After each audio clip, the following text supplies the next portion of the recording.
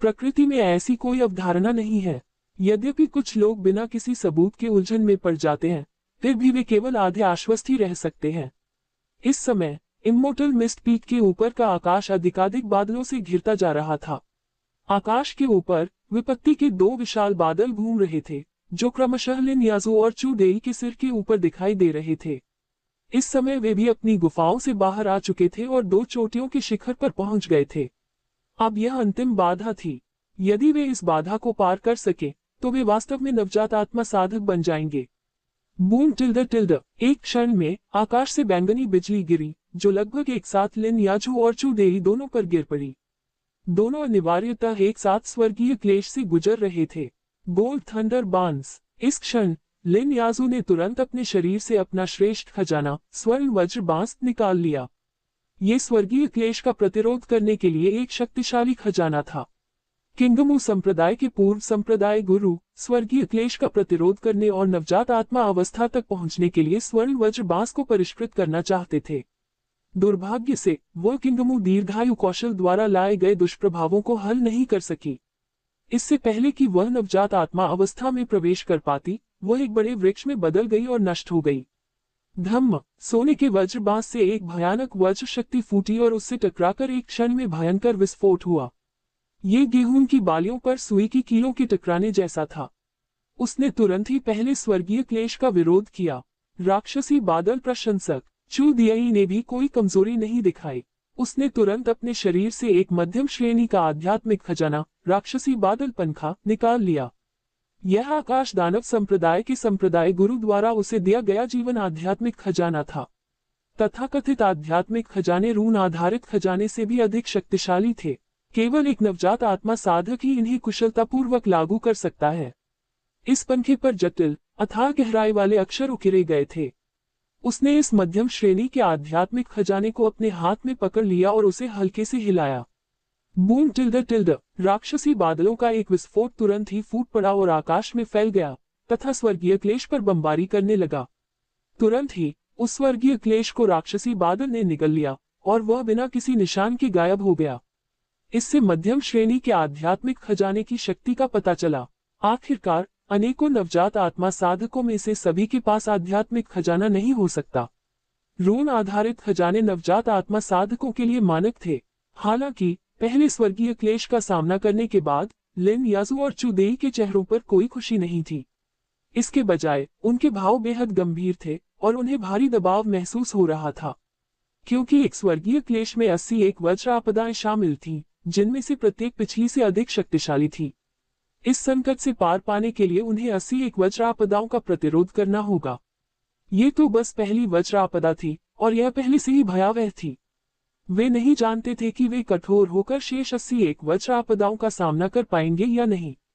इतिहास में ऐसे कई साधक हुए हैं जो वज्र विपत्तियों की चपेट में आ गए क्योंकि वे 81 वज्र विपत्तियों की शक्ति का प्रतिरोध नहीं कर सके।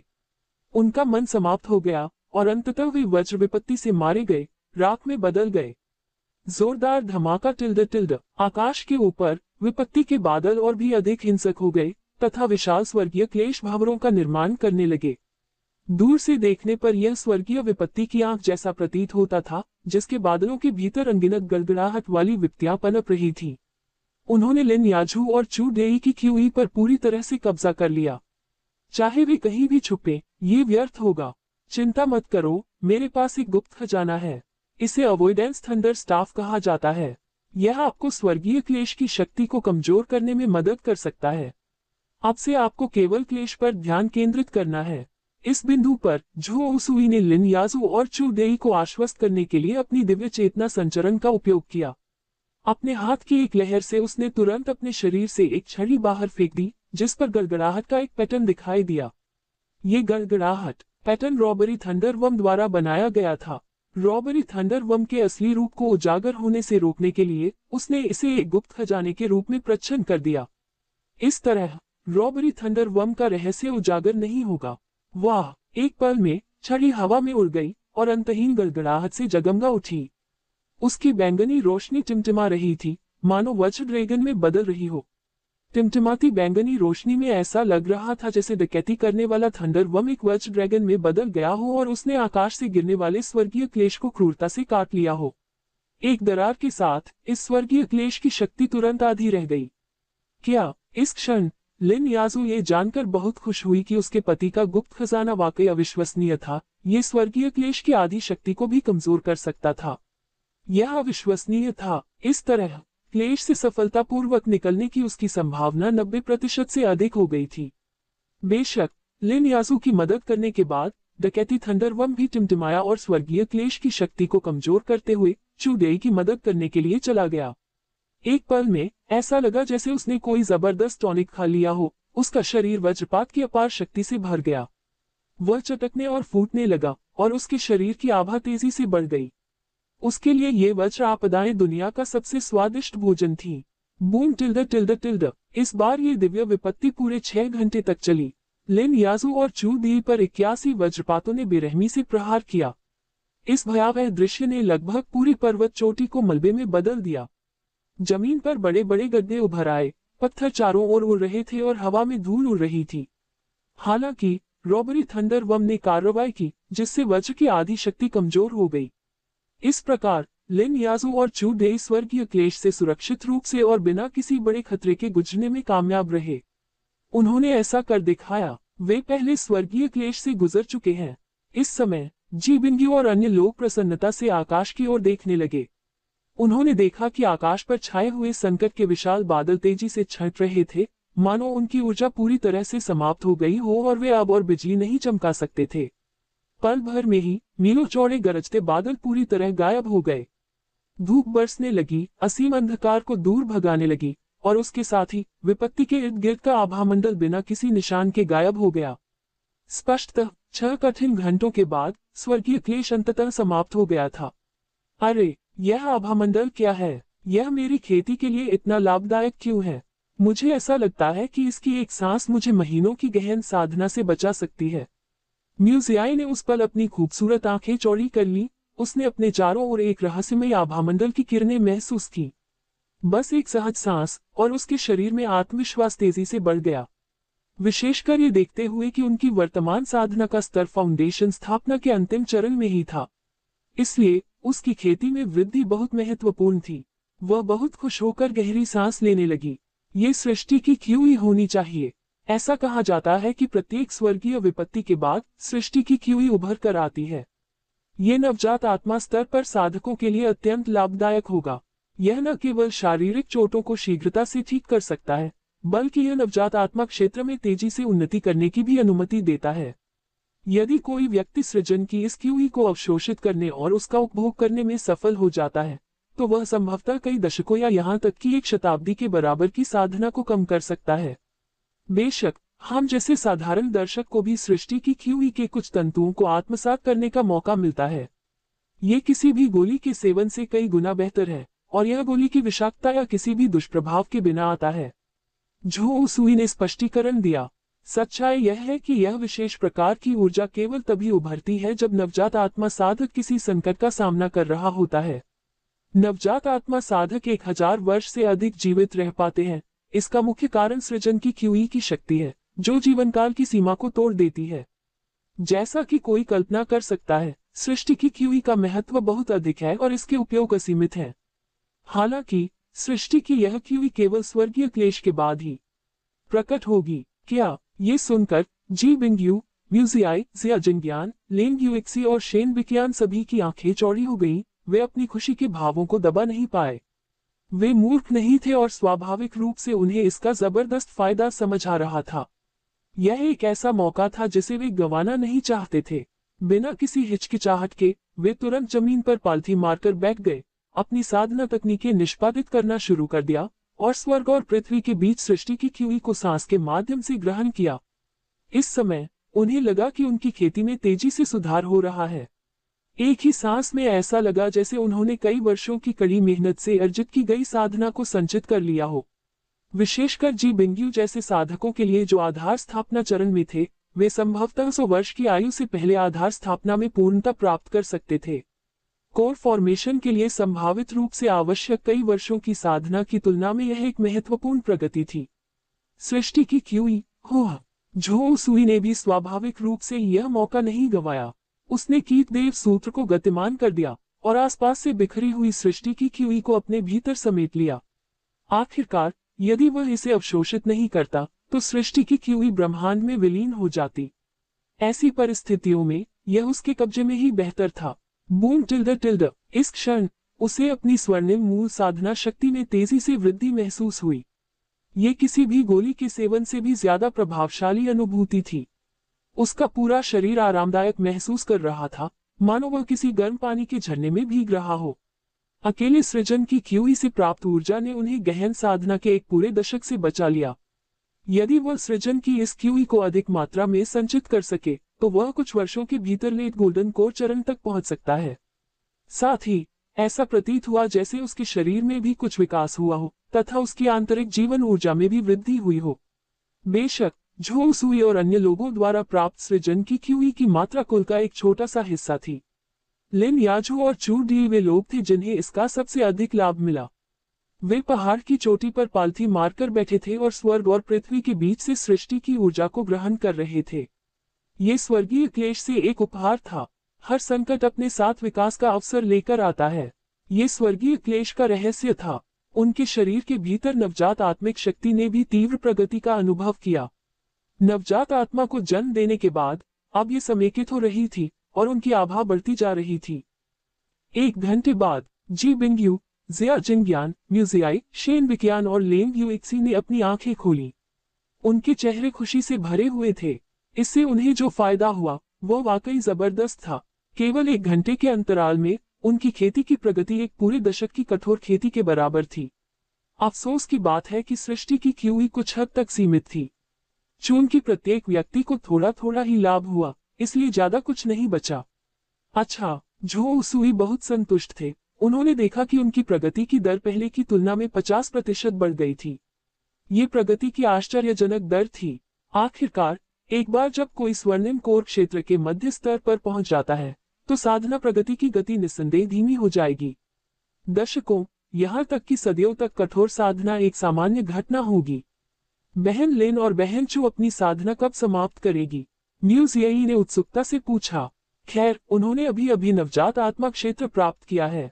उनकी खेती को ठोस रूप देने के लिए कम से कम 1 महीने की आवश्यकता होती है। फिलहाल हम उन्हें परेशान न करें। झो सुई ने हाथ हिलाया और अमरधुन शिखर को बंद करने वाला वह अवरोध उसके द्वारा हटा दिया गया। आखिरकार दोनों महिलाएं सफलतापूर्वक प्रलय पार कर चुकी थीं और नवजात आत्मा की ओर उनके आगे बढ़ने के दिव्य संकेत पूरी तरह से गायब हो चुके थे, इसलिए इस क्षेत्र को अब और बंद रखने की कोई आवश्यकता नहीं थी। मेरे प्रभु, क्या हमें सिस्टर लिन की नवजात आत्मा क्षेत्र में उन्नति की खबर की घोषणा करनी चाहिए? लेंग यूएक्सी ने पूछा। बिल्कुल नहीं, हमें इस खबर को गुप्त रखना होगा। यद्यपि नवजात आत्मा संरचना के कारण उत्पन्न स्वर्गीय संकेतों ने बहुत ध्यान आकर्षित किया, फिर भी मैंने पहले ही सरणी को सक्रिय कर दिया था। अधिकांश खगोलीय चिन्हों को सील कर दिया गया था और अमरधुन शहर के साधकों को पता नहीं होना चाहिए कि क्या हुआ। झो सुई ने साफ मना कर दिया। यद्यपि अमरधुन शहर में कई साधक आकाशीय संकेतों के बारे में संशय में थे, लेकिन उनके पास कोई सबूत नहीं था और वे केवल संदेह ही पाल सकते थे। जब तक झो सुई बिना किसी सबूत के इसकी घोषणा नहीं करती, ये सिर्फ एक अफवाह है। चतुराई से काम लेते हुए लूज कल्टीवेटर्स इस मामले को आगे नहीं बढ़ाएंगे। ऐसा करने से उन्हें कोई लाभ नहीं होगा। हम इसकी घोषणा क्यों नहीं करते? लेंग यूएक्सी ने असमंजस में पूछा। ये सरल है। ऐसा इसलिए है क्योंकि हम इस समय सीक्लान और वूजी एलायंस के साथ युद्ध के महत्वपूर्ण दौर से गुजर रहे हैं। यदि वूजी एलायंस को या झू की नवजात आत्मा की उन्नति के बारे में पता चलता है तो वे निस्संदेह निर्णायक लड़ाई में उसकी भागीदारी की मांग करेंगे। यद्यपि याझू अब एक नवजात आत्मा साधक है, लेकिन अनुभवी नवजात आत्माओं की तुलना में इसकी क्या गिनती है? झो सुई ने गंभीरता से कहा और अपना कारण स्पष्ट रूप से बताया। शांतिकाल के दौरान लिन याझू की पहचान एक नवजात आत्मा साधक के रूप में घोषित करना नुकसानदेह से अधिक लाभदायक होगा। लेकिन अब समुद्री कबीले और मानव कबीले के बीच युद्ध का समय है, जिसमें अभूतपूर्व अराजकता है। यदि लिन याजू की नवजात आत्मा साधक के रूप में पहचान उजागर हो जाती है तो वह निस्संदेह सार्वजनिक आलोचना का लक्ष्य बन जाएगी। इस समय नुकसान फायदे से अधिक होंगे। मैं देख रहा हूँ, आपने सब कुछ सोच लिया है, महाराज। मैंने इसे लगभग बर्बाद कर दिया। ये सुनकर लेंग युएक्सी ने गहरी सांस ली। उसने पहले इस बारे में नहीं सोचा था। ये शांतिकाल नहीं, बल्कि युद्ध काल है। यदि वूजी अलायंस को पता चलता है कि लिन याजू एक नवजात आत्मा साधक बन गई है, तो वे निस्संदेह उसे तुरंत युद्ध में शामिल करना चाहेंगे। आखिरकार लिन याजू अभी अभी नवजात आत्मा क्षेत्र में आगे बढ़ा है। हालांकि वह गोल्डन कोर कल्टीवेटर से कहीं ज्यादा ताकतवर है, लेकिन उसकी तुलना अनुभवी नवजात आत्मा पूर्वजों से नहीं की जा सकती। अगर वह युद्ध में उनसे भिड़ जाए तो उसकी जीत की संभावना बहुत कम होगी। यदि वह सावधान नहीं रही तो लिन याजू युद्ध के बीच में ही नष्ट हो सकता है। इसलिए इस समाचार की घोषणा करने से बहुत कम लाभ होगा और बहुत अधिक नुकसान होगा। हाँ, सिस्टर लिन अभी नवजात आत्मा चरण में आगे बढ़ी है। उन्होंने अभी तक नवजात आत्मा की कई तकनीकों को भी नहीं सीखा है। यदि उसकी उन्नति की घोषणा की जाती है तो उसे निश्चित रूप से वूजी गठबंधन द्वारा उनके लिए लड़ने के लिए मजबूर किया जाएगा। उसके लिए बेहतर यही है कि वह इस समुद्री क्षेत्र में रहे और चुपचाप अपना काम करती रहे। जी बिंगयू, जिया जिंग्यान और म्यूजियाई ने भी सोचा कि लिन याजू की नवजात आत्मा क्षेत्र में उन्नति की खबर का खुलासा न करना बेहतर होगा। इस तरह उनके अमर मिस्ट सिटी के पास एक दुर्जेय तुरुप का पत्ता होगा। यदि भविष्य में कोई भी अमर मिस्ट सिटी को नुकसान पहुंचाने की हिम्मत करता है, तो वे निश्चित रूप से उन्हें महसूस कराएंगे कि क्रूरता क्या है। 1 महीने बाद, जैसा कि झोउ सुई ने अनुमान लगाया था, 1 महीने पहले दिखाई देने वाली नवजात आत्मा संरचना ने त्रितारा द्वीप समूह में कोई हलचल नहीं मचाई। उनके सख्त लॉकडाउन के कारण ये खबर लीक नहीं हुई। अमरधुन शहर के कई साधकों ने पिछले खगोलीय संकेतों को इस समुद्री क्षेत्र की एक प्राकृतिक घटना के रूप में लिया। भले ही कुछ किसानों को संदेह हो, बिना सबूत के वे केवल संदेह ही कर सकते थे, वे कोई वास्तविक लहर शुरू नहीं कर सकते थे। मेरे नाथ, इस समय लिन याजू और चू दियई दोनों ने अपना एकांतवास पूरा कर लिया था। उन्होंने अपनी प्रारंभिक नवजात आत्मा साधना को सुदृढ़ कर लिया था और अपनी गुफाओं से बाहर निकल आए थे। उनमें से एक ने सफेद रंग की टाइट लंबी ड्रेस पहनी हुई थी और दूसरी ने काली। उनकी ड्रेस में उनके शरीर के उभार साफ दिखाई दे रहे थे। उनकी त्वचा में एक नम चमक थी और उनके शरीर हिलते हुए एक मनमोहक आकृति प्रस्तुत कर रहे थे। उनमें से एक अमर दुनिया से उतरती हुई परी की तरह लग रही थी, जिसकी अलौकिक आभा और अछूत पवित्रता थी। दूसरी शैतान लोक की एक चुड़ैल की तरह प्रलोभन की लहरें उगलती हुई। ऐसा प्रतीत होता है कि उसके द्वारा उठाया गया प्रत्येक कदम असंख्य जीवित प्राणियों की भावनाओं को उत्तेजित कर सकता था, जंगली जुनून को भड़का सकता था, जिसका विरोध करना असंभव हो जाता था। स्पष्टतः नवजात आत्मा क्षेत्र में आगे बढ़ने के बाद दोनों महिलाओं के शरीर और अधिक विकसित हो गए तथा और भी अधिक परिपूर्ण हो गए। नवजात आत्मा चरण की ओर आगे बढ़ना कैसा लगता है? नवजात आत्मा साधकों के पास किस प्रकार की क्षमताएं होती हैं? झोउ सुई ने जिज्ञासा से पूछा। यद्यपि वह जानता था कि नवजात आत्मा साधक अत्यंत शक्तिशाली होते हैं, परंतु उसने व्यक्तिगत रूप से नवजात आत्मा पूर्वज की शक्ति को नहीं देखा था, इसलिए वह इस बारे में स्पष्ट नहीं था कि नवजात आत्मा साधक के पास क्या क्षमताएं होती हैं। अब जबकि उसके 2 साथी नवजात आत्मा की प्रारंभिक अवस्था तक पहुंच चुके थे, तो यह उसे समझने का अच्छा अवसर था। इस तरह वह भविष्य में सामना होने वाले किसी भी नवजात आत्मा स्तर के शत्रुओं से निपटने में सक्षम हो सकेगा। यह अनुभूति बहुत अच्छी है, ये गुणात्मक परिवर्तन जैसा है। मेरे प्रिय, अब मुझे समझ में आया कि नवजात आत्मा साधक पूरे समुद्री क्षेत्र पर प्रभुत्व कैसे कर सकते हैं। गोल्डन कोर साधकों की तुलना में नवजात आत्मा साधक अधिक शक्तिशाली होते हैं। नवजात आत्मा क्षेत्र में आगे बढ़ने के बाद मैंने गोल्डन कोर लॉ डोमेन में भी महारत हासिल कर ली। गोल्डन कोर लॉ डोमेन में व्यक्ति प्रकृति की आध्यात्मिक ऊर्जा के केवल एक भाग को ही नियंत्रित कर सकता है तथा उसे सीमित कर सकता है।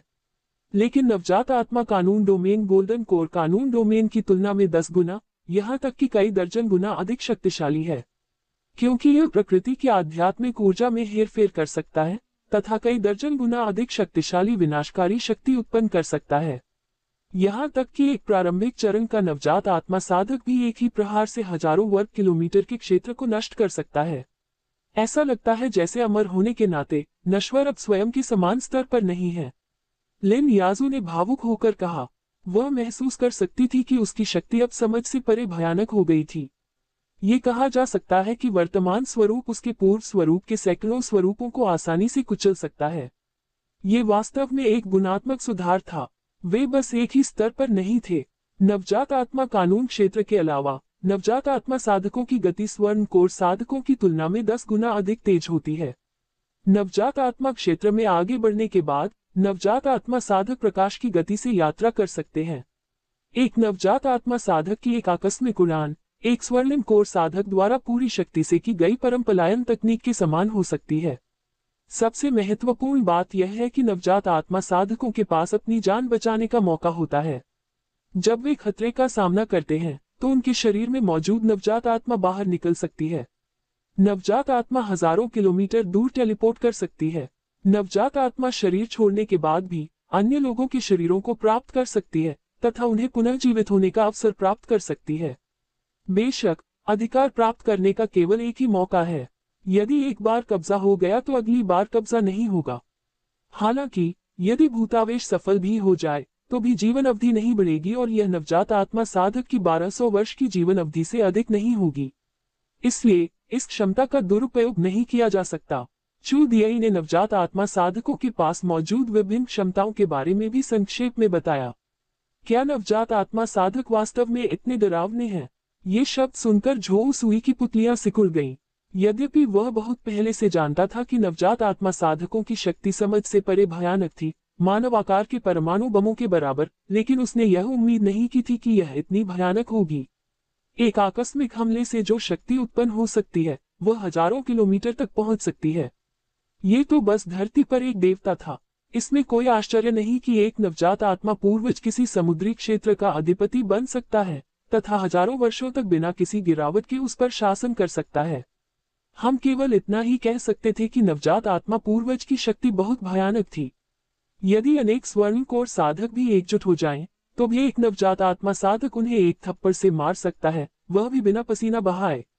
एक बार जब स्तर अलग हो जाते हैं तो अंतर स्वर्ग और पृथ्वी जितना विशाल हो जाता है। इस कारण से केवल एक ही व्यवसाय विभिन्न स्तरों पर चुनौती दे सकता है और नवजात आत्मा पूर्वज का विरोध कर सकता है।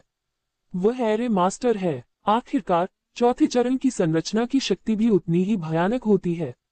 चौथे चरण की संरचना में हेरफेर करना चौथे चरण की आत्मा शिरा की ऊर्जा में हेरफेर करने के बराबर है और इससे निकलने वाली शक्ति किसी नवजात आत्मा पूर्वज से कम भयानक नहीं है। यही कारण है कि चौथे क्रम के एरे मास्टर का दर्जा इतना ऊंचा है, जो किसी नवजात आत्मा पूर्वज से बिल्कुल भी कम नहीं है। रुकिए, क्या नवजात आत्मा साधकों में दूसरों को वश में करने की क्षमता भी होती है? यदि ऐसा है तो क्या कुछ साधारण नवजात आत्मा साधक उत्कृष्ट आध्यात्मिक मूलों वाले साधकों को प्राप्त नहीं कर पाएंगे, जैसे कि दिव्य आत्मा मूल साधक? झो सुई इस बारे में सोचने से खुद को रोक नहीं सकी। यदि वे नवजात आत्मा संप्रदाय स्वर्गीय आत्मा मूल साधकों को भर्ती करते हैं तो उन्हें नवजात आत्मा पूर्वजों के लिए शरीर के रूप में इस्तेमाल किया जा सकता है। इस मामले में एक स्वर्गीय आत्मा मूल साधक के रूप में एक नवजात आत्मा संप्रदाय में शामिल होना अच्छी बात नहीं हो सकती है। मेरे प्रिय, सच कहूं तो ऐसी बातें सचमुच घटित हुई हैं। ऐसा हमारे आकाश दानव संप्रदाय में भी एक से अधिक बार हुआ, लेकिन कुल मिलाकर ये काफी दुर्लभ है। चू दे ने गहरी आवाज में कहा, क्या ये सचमुच हुआ? झो सुई की आंखें सिकुड़ गईं। वास्तव में साधना जगत बहुत अंधकार में है और यहाँ तक कि उत्कृष्ट प्रतिभा वाले लोग भी जीवित नहीं बच सकते। इसके विपरीत यदि किसी की प्रतिभा बहुत अधिक है तो वह अन्य साधकों का लोभ आकर्षित कर सकती है, जिससे वे और भी आसान लक्ष्य बन सकते हैं। हाँ, ऐसा सचमुच हुआ। आकाश दानव संप्रदाय के कुछ नवजात आत्मा बुजुर्गों ने भी कुछ ऐसा ही किया। उनकी अपनी प्रतिभा बहुत अच्छी नहीं है, केवल 3rd ग्रेड स्पिरिट रूट है। ये सिर्फ संयोगवश हुआ कि वे नवजात आत्मा तक पहुंच गए, लेकिन नवजात आत्मा साधक बनने के बाद उनकी साधना रुक गई।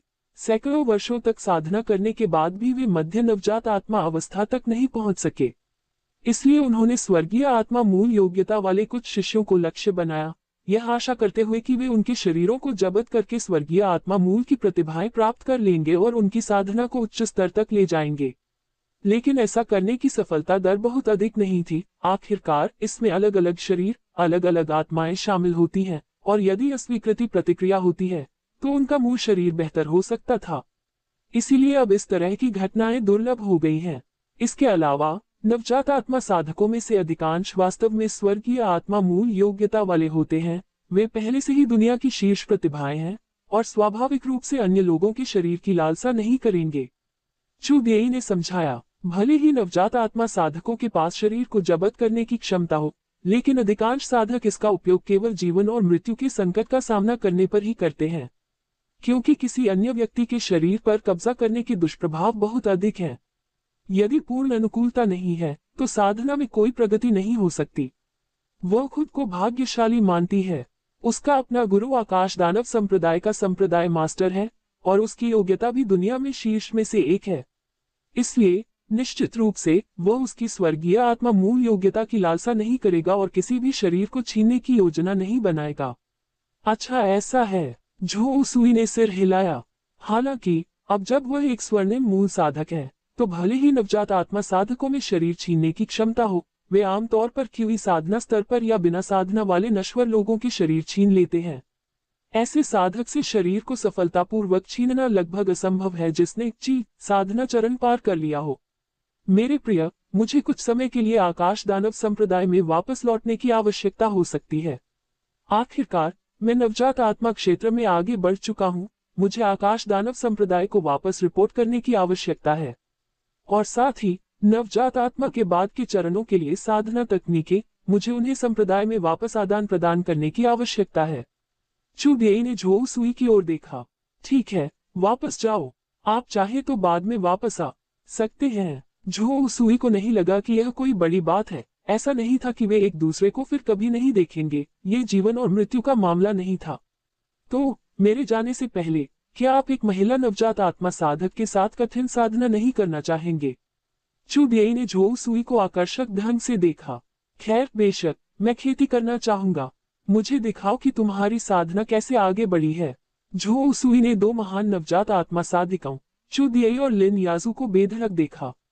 उसने कई स्वर्णिम कौर साधिकाओं को देखा था, लेकिन उसे नवजात आत्मा साधिकाओं के साथ ज्यादा अनुभव नहीं था। कुछ दिनों के बाद चू देई ने त्रितारा द्वीप समूह को छोड़ दिया और आकाश दानव संप्रदाय में वापस आ गया। जहां तक लिन याजू का प्रश्न है, नवजात आत्मा की ओर बढ़ने के कारण उसे कुछ समय के लिए पीछे हटने और लगन से साधना करने की आवश्यकता थी। लिन याजू से प्रेरित होकर शेन बिकियान और लेंग यूएक्सी और भी अधिक दृढ़ हो गए। वे शीघ्रता से नवजात आत्मा क्षेत्र की ओर बढ़ने की इच्छा रखते हुए पीछे हटने के लिए साधना करने हेतु अपनी गुफाओं में भी प्रवेश कर गए। जहां तक जी बिंग्यू, जिया जिन ज्ञान और म्यूजियाई का प्रश्न है, उन्होंने सृजन की बहुत सी क्यूई प्राप्त कर ली थी तथा उनके शरीर के अंदर का मन नाटकीय रूप से बढ़ गया था और वे वर्तमान में सृजन की क्यूई की इस ऊर्जा को पचाने के लिए एकांतवास में थे। एक बार यह पाचन पूरा हो जाने पर वे शीघ्र ही आदर्श फाउंडेशन स्थापना क्षेत्र में आगे बढ़ जाएंगे। उस समय तक वे कोर फॉर्मेशन का भी प्रयास कर सकते थे। इस समय शांत कमरे में झो सुई जमीन पर पालथी मारकर बैठे थे और कीर्तिव सूत्र का जाप कर रहे थे। उनके चारों ओर प्रकृति की अपार आध्यात्मिक ऊर्जा उमड़ रही थी। उनकी स्वर्णिम मूल साधना शक्ति भी धीरे धीरे तेजी से बढ़ रही थी। ये कहना होगा कि नवजात आत्मा महिला साधक की सहायता वास्तव में बहुत महान है। कुछ ही दिनों की दोहरी खेती उसके लिए पूरे 1 महीने की कठिन खेती के बराबर है। आखिरकार एक नवजात आत्मा महिला साधक में यिन बल बहुत विशाल होता है जो उसे अनगिनत लाभ पहुंचाता है। रॉबरी थंडरवर्म तीसरे वर्ग उच्च ग्रेड क्षेत्र में आगे बढ़ गया है। दुर्भाग्यवश यह अभी भी चौथे चरण के दायरे में आगे नहीं बढ़ सका है। झो सुई ने अपनी आंखें खोली और अपने शरीर में रॉबरी थंडरवर्म को महसूस किया। ये कहना होगा कि यह गुकीट वास्तव में असीम रूप से उपयोगी है। इसके बिना लिन याजू और चू देई के कष्ट इतनी आसानी से नहीं गुजर पाते। भविष्य में भी जब उसे अपनी मुसीबत का सामना करना पड़ेगा तो उसे रॉबरी थंडरवर्म की मदद की आवश्यकता होगी। इस बार स्वर्गीय क्लेश की ऊर्जा को अवशोषित करके रॉबरी थंडरवर्म को भी और उन्नत किया गया है और उसे तृतीय श्रेणी उच्च श्रेणी के क्षेत्र में उन्नत किया गया है। ये चौथे चरण में आगे बढ़ने से बस एक कदम दूर है। उन्होंने मूलतः सोचा था कि इस बार स्वर्गीय क्लेश की ऊर्जा को अवशोषित करने से उसे चौथे चरण के दायरे में आगे बढ़ने में मदद मिलेगी। अब ऐसा लगता है कि यह अभी भी थोड़ा दूर है। आखिरकार चौथे चरण के क्षेत्र की तुलना नवजात आत्मा साधक से की जा सकती है, इसलिए उन्नति की कठिनाई स्वाभाविक रूप से अधिक है। लेकिन तीसरे चरण के क्षेत्र में भी रॉबरी थंडरवर्म की शक्ति काफी दुर्जेय है। इसने वज्र क्लेश की शक्ति में महारत हासिल कर ली है, जो साधकों के लिए एक घातक शक्ति है। ये कहा जा सकता है कि यह शक्ति गोल्डन कोर दायरे को पूरी तरह से साफ कर सकती है। यहाँ तक कि अगर यह नवजात आत्मा साधक को भी प्रभावित करता है, तो यह नवजात आत्मा साधक को भारी क्षति पहुंचा सकता है। आखिरकार, ये वज्र क्लेश की शक्ति है। नवजात आत्मा साधकों के लिए इसका विरोध करना कठिन है। इसके अलावा, यह विभिन्न राक्षसों और दानवों को बहुत नुकसान पहुंचाता है, और यह एक वास्तविक हमला है। झो उसूई अब रॉबरी थंडर वर्म की शक्ति से बहुत संतुष्ट है। रंबल टिल्ड इस अध्याय का असली स्रोत मेरा वर्चुअल लाइब्रेरी एम्पायर MELEMPYR है। इस क्षण जब उसने रॉबरी थंडर वर्म की शक्ति प्रवाहित की, तो उसका पूरा शरीर गड़गड़ाहट से घिर गया, जिससे जमीन फट गई और गहरे गड्ढे बन गए। स्वर्गीय क्लेश की भयानक शक्ति का प्रदर्शन हुआ, जिसने उसे विनाश के ऐसे आभामंडल से घेर लिया कि कोई भी सिहर उठता। क्या बात है। अचानक झो उसूई का दिल हिल गया और उसने महसूस किया कि शून्य में गहरे 3 राक्षसी बीज उसकी ओर बढ़ रहे थे। एक क्षण में ही वे उसकी आत्मा की गहराई में प्रवेश कर गए। फिर अनगिनत यादें ज्वार की तरह उसकी ओर उमड़ पड़ी, लगभग उसकी आत्मा को डुबोने लगी। खा जाओ। एक पल में झो उसूई ने ड्रीम सोलगू की शक्ति को सक्रिय करने में संकोच नहीं किया और सभी यादों को निगल लिया। ऐसा प्रतीत होता था कि यह अनगिनत स्वप्न बुलबुले में बदल गया और स्वप्न आत्मा गू के शरीर में संग्रहित हो गया। क्या सचमुच शांगुआनजू और बाकी लोग मर गए हैं? झो उसूई ने अपनी आंखें झपकाईं। सच कहूं तो वह शांगुआनजू और उसके साथियों के बारे में लगभग भूल ही गया था। आखिरकार वे तीनों राक्षसी बीजों द्वारा भस्म हो चुके थे और उसकी कठपुतली बन चुके थे। व्यवहारिक रूप से कोई खास खतरा नहीं थे। यही कारण है कि वह शांगुआनजू और उसके साथियों पर शायद ही कभी ध्यान देता था और उन्हें स्वतंत्र रूप से घूमने देता था। लेकिन अब शांगुआनजू और उसके साथी अचानक मारे गए, अतः राक्षसी बीज तुरंत सक्रिय हो गए और उनकी आत्माओं को निगलने लगे। फिर अपने बीच की जगह को नजरअंदाज करते हुए 3 राक्षसी बीज हवा को चीरते हुए झो उसूई के पास लौट आए। सौभाग्य से उसने तुरंत ड्रीम सोलगू की शक्ति का उपयोग किया और 3 राक्षसी बीजों की आत्मा स्मृतियों को खा लिया। अन्यथा वह निश्चित रूप से तीनों की विशाल यादों से अभिभूत हो जाता और अपने वास्तविक स्वरूप को पहचानने में असमर्थ हो जाता। शुक्र है कि मुझे ड्रीम सोलगू की मदद मिली, वरना 3 दानव बीजों की यादें बहुत खतरनाक होती। झो उसूई ने गहरी सांस ली। अब उसे समझ में आया कि अतीत में यम संप्रदाय की सर्वोच्च साधना पद्धति दानव हृदय आह्वान शास्त्र का अभ्यास करने के बाद इतने सारे लोग राक्षस क्यों बन गए थे। दानव बीज का खतरा बहुत बड़ा था। इसने दूसरे पक्ष की सारी जीवन भर की स्मृतियों को अंधाधुंध प्रसारित कर दिया। उसे इस बात की परवाह नहीं थी कि व्यक्ति इसे संभाल सकता है या नहीं।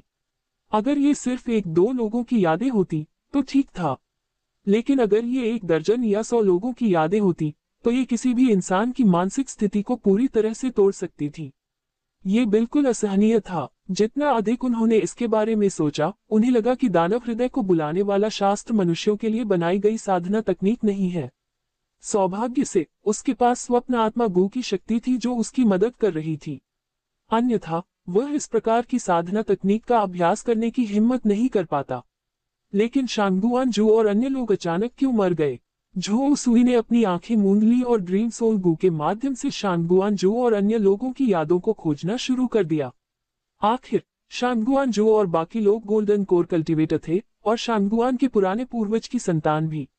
उन्हें मारने की हिम्मत कौन करेगा? लेकिन अब वे अचानक मर गए। कुछ बड़ा हुआ होगा। एक क्षण बाद उसे अंततः समझ में आ गया कि क्या हुआ था। वे वास्तव में हीशा पैलेस के कृषकों द्वारा मारे गए थे। झो उसूई को अचानक एहसास हुआ। इस अवधि के दौरान वूजी गठबंधन लगातार समुद्री कबीले के साथ लड़ रहा था। मुख्य लड़ाई वूजी अलायंस की दूसरी रक्षात्मक रेखा पर हुई। वूजी गठबंधन की दूसरी रक्षात्मक रेखा में 108 तृतीय चरण द्वीप शामिल थे। ये द्वीप प्राथमिक अवरोधक के रूप में कार्य करते थे, जो समुद्री कबीले के साधकों को वूजी द्वीप के मध्य क्षेत्रों पर आक्रमण करने से रोकते थे। यद्यपि शांगुआनजू नवजात आत्मा पूर्वज का पुत्र था, वह वूजी गठबंधन का सदस्य था, इसलिए स्वाभाविक रूप से उसे युद्ध में भाग लेना पड़ा। बेशक उसके पास अभी भी कुछ विशेषाधिकार थे। इस प्रकार उन्हें चौथे चरण के द्वीप विशालकाय हिरन द्वीप पर भेज दिया गया। हालांकि यह युद्ध की अग्रिम पंक्ति का एक द्वीप था, फिर भी कुछ नवजात आत्मा पूर्वज और कई स्वर्णिम कोर साधक वहां तैनात थे। कोई भी समुद्री कुल साधक इतना मूर्ख नहीं होगा कि विशाल मृगद्वीप पर हमला करे। इसलिए जायंटिया द्वीप अपेक्षाकृत सुरक्षित था, और क्योंकि वह एक नवजात आत्मा पूर्वज का पुत्र था, इसलिए उसे सौंपे गए मिशन अपेक्षाकृत आसान थे तथा उनमें कोई खतरा नहीं था। शांगुआनजू कई वर्षों तक जायंटिया द्वीप पर बिना किसी घटना के तैनात रहा था। लेकिन किसने सोचा होगा, अप्रत्याशित घटनाएं पलक झपकते ही घटित हो जाती हैं। इस रात शांगुआनजू ने अपने 2 गोल्डन कोर अधीनस्थों के साथ अनजाने में कुछ व्यक्तियों को संदिग्ध तरीके से कार्य करते हुए पाया। इसलिए उन्होंने जांच करने का निर्णय लिया। जिन लोगों को उन्होंने पाया वे हेशा पैलेस के गोल्डन कोर दानव साधक थे। ये दानव साधक किसी तरह विशालकाय हिरन द्वीप में घुस गए थे, और ऐसा प्रतीत होता था कि वे द्वीप के 7वें क्रम के गठन को गुप्त रूप से नष्ट करने की योजना बना रहे थे। जैसा कि कोई उम्मीद कर सकता है, जानकारी को लीक होने से रोकने के लिए शांगुआनजू और उसके साथियों को हेशा पैलेस के साधकों द्वारा तुरंत मार दिया गया। वे एक क्षण भी रुक नहीं सके। यह अच्छा है कि वे मर गए। झो सुई को शांगुआनजू और उसके साथियों की मौत का जरा भी दुख नहीं हुआ।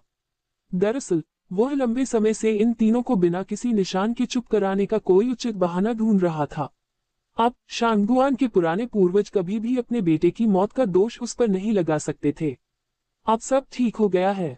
उसने अभी तक इसे संभालने का कोई अच्छा तरीका भी नहीं सोचा था। लेकिन हेशा पैलेस के किसानों ने मामले को अपने हाथों में ले लिया और शांगुआनजू और उसके साथियों की जान ले ली। उन्होंने मूलतः उसका दोष अपने ऊपर ले लिया था। यहाँ तक कि यदि नवजात आत्मा साधक शांगुआन किंग क्रोधित भी हो जाए, तो भी वह परेशानी के लिए उसके पास नहीं आएगा। वह इसे केवल हेशा पैलेस के किसानों से ही प्राप्त कर सकता था।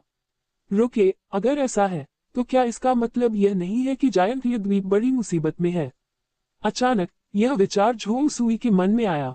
आखिरकार उनके 3 क्लोन लेंग यूएक्सी, शेन बिकियान और लिन यासू के रूप में प्रस्तुत होकर विशाल हिरन द्वीप पर थे।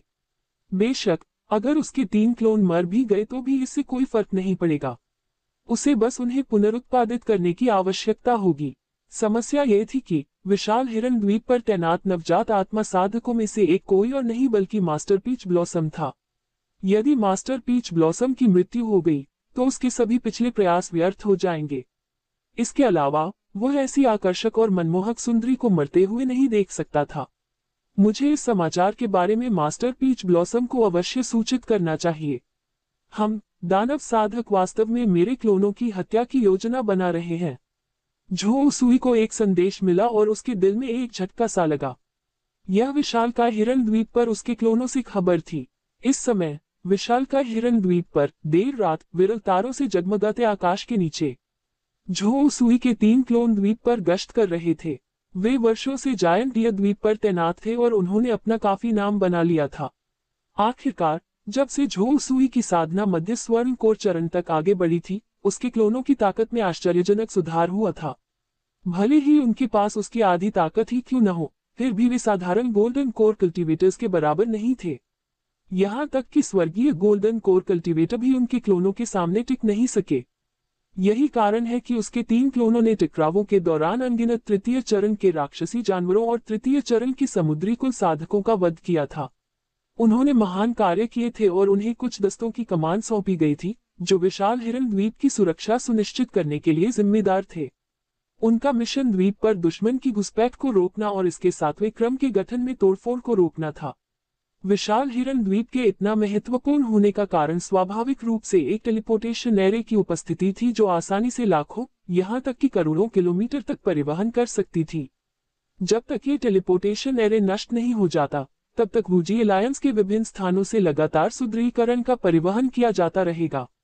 यही कारण है कि समुद्री कबीला हमेशा से विशालकाय हिरन द्वीप पर कब्जा करना चाहता था और वहां टेलीपोर्टेशन एरे को नष्ट करना चाहता था। यदि वे ऐसा कर लेते तो समुद्री कबीला समुद्री क्षेत्र पर नियंत्रण कर लेता और वूजी गठबंधन बहुत बड़ा भूभाग खो देता। झो सुई के 3 क्लोन विशाल हिरन द्वीप के किनारे गश्त लगाने के लिए जिम्मेदार थे, ताकि समुद्री कबीले के किसी भी साधक को द्वीप में घुसपैठ करने से रोका जा सके। ये गश्ती कार्य अत्यंत महत्वपूर्ण था, क्योंकि यह रक्षा की पहली पंक्ति के रूप में कार्य करता था। इस समय एक निश्चित जंगल में समुद्री कबीले के 5 गोल्डन कोर साधक और हीशा महल के 3 गोल्डन कोर साधक पहले ही घुसपैठ कर चुके थे। तीसरे चरण के अदृश्यता तावीजों का इस्तेमाल करके छिप गए थे। उन्होंने अपनी उपस्थिति और आकृतियां छिपाकर गश्ती दल की नजरों से बचकर विशालकाय हिरन द्वीप में चुपचाप घुसपैठ कर ली। ये वे हैं, वे 3 गोल्डन कोर महिलाएं। मैं उन 3 दुष्ट महिलाओं को पहचान सकता था, भले ही वे राख में बदल गई हों। ये वास्तव में ये 3 महिला मानव गोल्डन कोर साधक ही है जिन्होंने हमारे दर्जनों गोल्डन कोर समुद्री कुलों के लोगों को मार डाला है। पिछले कुछ वर्षों में हमारे कम से कम 100 गोल्डन कोर साधकों की उनके द्वारा क्रूरतापूर्वक हत्या की गई है। ये प्रतिशोध समुद्र जितना गहरा है। समुद्री कबीले के एक स्वर्णिम कोर साधक ने घृणा से दांत पीसते हुए झोउसुई के 3 क्लोनों को तुरंत देखा। उसकी घृणा लगभग बेकाबू थी। वह अपने कबीले के सदस्यों से तुरंत बदला लेने के लिए तरस रहा था। जाहिर है, झोउसुई ने वर्षों तक अपने कर्तव्यों का निर्दयतापूर्वक निर्वहन किया था। उनके 3 क्लोनों द्वारा बड़ी संख्या में गोल्डन कोर और फाउंडेशन बिल्डिंग सी क्लान साधकों की निर्दयतापूर्वक हत्या कर दी गई थी।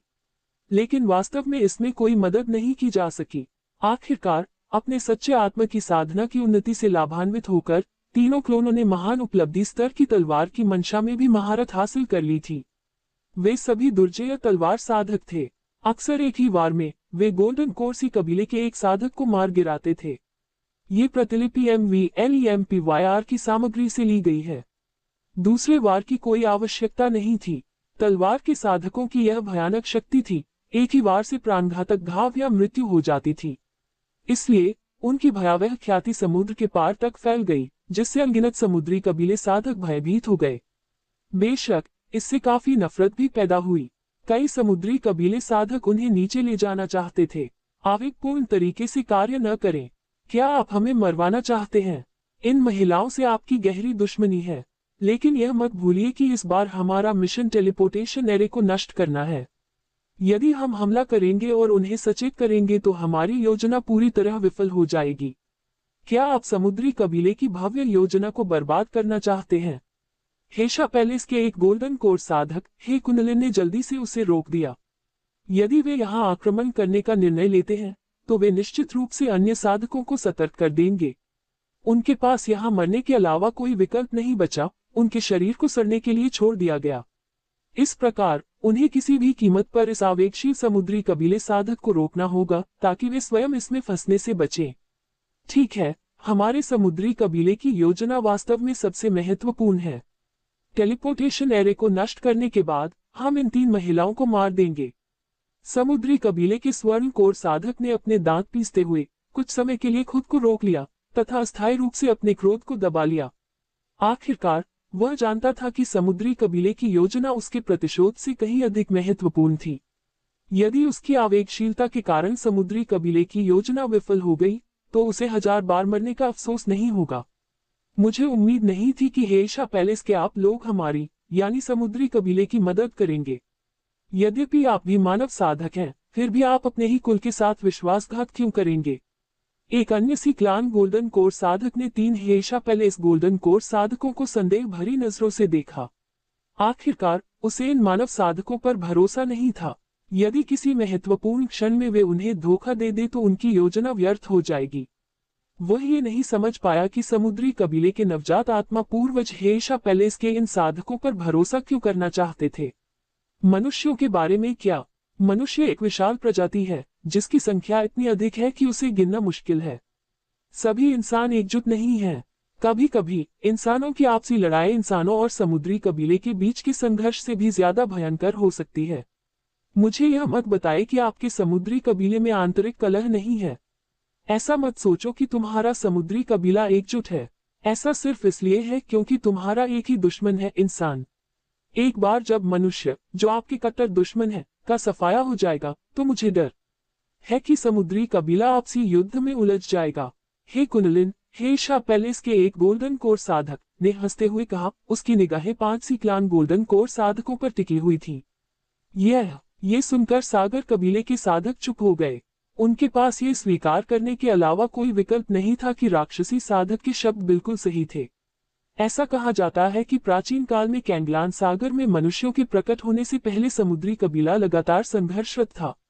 संसाधनों के लिए लड़ते हुए वे अक्सर एक दूसरे की हत्या कर देते थे, जिससे उनके बीच गहरी नफरत पैदा हो जाती थी। आज भी, जबकि मानव ने उनके क्षेत्रों पर अतिक्रमण बढ़ा दिया है, समुद्री कबीले में आंतरिक कलह अनसुलझी बनी हुई है। यदि नवजात आत्मा पूर्वज का बलपूर्वक दबाव न होता तो वे इतने एकजुट न होते। स्पष्टतः यदि मानव वास्तव में उनसे पराजित हो गए तो संभवतः अगले ही दिन समुद्री कबीला बिखर जाएगा। आखिरकार, संक्षेप में, समुद्री कबीला अनगिनत समुद्री प्रजातियों द्वारा गठित एक गठबंधन मात्र था। वास्तव में वे एक ही प्रजाति का हिस्सा नहीं थे। इससे उनके लिए एकजुट होना और भी कठिन हो गया। तो अब आप समझ गए होंगे कि आपको हम पर भरोसा करने की जरूरत नहीं है और हम आप पर भरोसा नहीं करेंगे। इस बार हमारा सहयोग केवल आपसी हित के कारण है। सी क्लान के साथ सहयोग करने का मतलब यह नहीं है कि हमारे बीच अच्छे संबंध हैं, हम केवल आपसे लाभ उठा रहे हैं। आखिरकार, हमारे जैसे साधकों के लिए अंतिम लक्ष्य अमरता है। अमरता की खातिर हम अपनी पत्नियों और बच्चों को त्यागने में संकोच नहीं करेंगे। कुछ अज्ञात कबीले सदस्यों का वध करना तो दूर की बात है, यह हमारी सबसे छोटी चिंता है। हेशा पैलेस के गोल्डन कोर साधक ही कुनलिन ने उदासीनता से बात की। ये शब्द सुनकर पांचों समुद्री कबीले के साधकों ने ही कुनलिन को गहराई से देखा। वास्तव में ये मानव कुल के दानव साधक सचमुच निर्दयी और हृदयहीन हैं। अपने स्वार्थ के लिए वे अपनी जाति और अपने साथियों के साथ विश्वासघात कर सकते हैं, यहाँ तक कि किसी के साथ भी विश्वासघात करने को तैयार रहते हैं। लेकिन यह वास्तव में एक अच्छी बात है। हेशा पैलेस से आपकी मदद से हमारे समुद्री कबीले की टेलीपोर्टेशन एरे को नष्ट करने की योजना निश्चित रूप से अचूक होगी। ये कुछ समुद्री कबीले के साधक गंभीर स्वर में बोले। उन्होंने इसे अच्छी बात समझा। इन धूर्त लोगों के बिना समुद्री कबीले की योजना इतनी आसानी से कैसे पूरी हो पाती। ये बेहतर होगा कि ऐसे और भी मनुष्य हों जो आपस में उत्पात मचा रहे हों। यदि ऐसा हुआ तो उनका समुद्री कबीला इस समुद्री क्षेत्र पर प्रभुत्व स्थापित कर सकेगा। टेलीपोर्टेशन एरे को नष्ट करने की योजना, इसके बारे में मुझे अधिक बताओ। यदि आप सब कुछ स्वीकार कर ले तो आपको बख्शा जा सकता है। उस समय अचानक एक आवाज गूंजी जो हेशा पैलेस के इन कुछ समुद्री कबीले साधकों और साधकों की चेतना की गहराई में गूंज उठी, जिससे वे सभी सदमे में आ गए। आवाज का स्रोत स्वाभाविक रूप से झोउ सुई का क्लोन था। हालांकि उन्होंने सोचा कि वे तीसरे चरण के अदृश्यता तावीज की शक्ति का उपयोग करके कई साधकों की नजरों से छिप सकते हैं। फिर भी झोउ सुई की हृदय आंखों के सामने इससे कोई फर्क नहीं पड़ा। वास्तव में जिस क्षण ये साधक प्रकट हुए उसी क्षण से उन्हें पहचान लिया गया। अरे, हमारा पर्दाफाश हो गया है। हमारा पर्दाफाश कब हुआ? ये जरूर वो 3 गोल्डन कोर महिला साधक होंगी। मैंने कहा था कि हमें पहले उन्हें मार देना चाहिए। वे हमारे काम को बर्बाद कर देंगी। समुद्री कबीले के साधकों के चेहरे बहुत बदल गए। उन्हें पूरी तरह से पता था कि उनके अभियान की भनक दुश्मन को लग गई है। वे एक भयानक आभा बिखेरते हुए झोउ सुई पर हमला करने के लिए तैयार थे। लेकिन झोउ सुई ने पहले ही इस कदम का अनुमान लगा लिया था। आत्मा को नष्ट करने वाला डंक। एक क्षण में झोउ सुई के क्लोन ने अपनी चाल चल दी तथा एक आत्मा गुप्त कला का प्रदर्शन किया जिसे उसने पिछले कुछ वर्षों में सीखा था। सच कहें तो यह आत्मा पर आक्रमण करने की गुप्त तकनीक वास्तव में बहुत ही भयानक थी।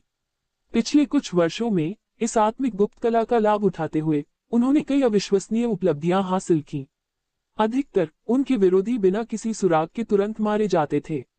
धमाका! तुरंत ही दिव्य चेतना शक्ति से निर्मित सुइयां तेजी से 5 सागर कुल साधकों की ओर उड़ी, उनकी आत्माओं से हिंसक रूप से टकराई, जिससे भयानक क्षति हुई। क्या पांचों सी क्लान गोल्डन कोर साधक हतप्रभ थे। उन्होंने पहले कभी इस तरह के आत्मा हमले का सामना नहीं किया था। यद्यपि उनके पास उच्च श्रेणी के स्पिरिट इंस्ट्रूमेंट्स के बराबर अत्यधिक रक्षात्मक शरीर थे, वे अभी भी आत्मा के हमले से बचाव नहीं कर सके। आत्मा शक्ति से बनी सुइयां उनकी आत्माओं पर बरसाई गईं, उन्हें दर्द से चीखने और तीव्र पीड़ा का अनुभव करने के लिए प्रेरित करना। उस समय वे अचंभित थे और किसी भी प्रकार का प्रतिकार करने में असमर्थ थे। आक्रमण करना। अचानक एक भयानक तलवार की हुई आगे बढ़ी और आकाश में प्रकाश का एक सुंदर निशान छोड़ते हुए रात की हवा को चीरती हुई आगे बढ़ी। धमाका! तलवार का सिर्फ एक वार और 5 सी क्लान गोल्डन कोर साधकों को तुरंत भेद दिया गया। उनके माथे पर एक बड़ा खूनी छेद दिखाई दिया जिसमें से प्रचुर मात्रा में खून बह रहा था। हम मर चुके हैं। क्या हम सचमुच इस तरह मर रहे हैं? पांचों सी क्लान गोल्डन कोर साधक अविश्वसनीय रूप से स्तब्ध थे। उनकी आंखें खुली की खुली रह गईं, उनके मन में बस एक ही विचार भरा हुआ था। झोउ सुई को घूरते हुए वे अपने भाग्य को स्वीकार करने के लिए तैयार नहीं थे, क्योंकि अभी भी बहुत कुछ बाकी था और कई योजनाएं अधूरी थीं। लेकिन अब वे इस स्थान पर इन मानव साधकों द्वारा मारे गए और बुरी तरह मर गए। आत्मा गुप्त कला, आत्मा विघटनकारी स्टिंग वास्तव में शक्तिशाली है। ये दुश्मन को अचंभित करने की एक परम गुप्त तकनीक है। यदि शत्रु के पास आत्मा की रक्षा करने वाले कोई जादुई उपकरण नहीं है, तो इस हमले से उनकी मृत्यु होना लगभग निश्चित है। 5 बड़े समुद्री कबीले गोल्डन कोर साधकों को तुरंत मारे जाते देख झो सुई बहुत संतुष्ट हुआ। आत्मा गुप्त कला, आत्मा विघटनकारी स्टिंग, जिसे उन्होंने हेशा पैलेस के एक शिष्य से प्राप्त किया था, वास्तव में अविश्वसनीय रूप से दुर्जेय थी। यद्यपि उन्होंने केवल इसकी प्रभावकारिता का परीक्षण किया था, परंतु इससे पहले ही महत्वपूर्ण परिणाम सामने आ चुके थे। इन समुद्री कुल साधकों की खाल कठोर और मांस मोटा होने के बावजूद वे शरीर साधना का अभ्यास करते थे, लेकिन वे आत्मा पर आक्रमण करने वाली तकनीक के हमले के सामने असहाय थे। ये कहा जा सकता है कि आत्मा गुप्त कला इन समुद्री कबीले साधकों की शत्रु थी। वे न केवल इससे बचाव करने में असमर्थ थे, बल्कि इससे व्यापक क्षति भी हुई। अरे, सभी समुद्री कबीले साधक बेकार हैं। वे एक क्षण में ही मारे गए और कोई भी जवाबी हमला करने में असमर्थ रहे।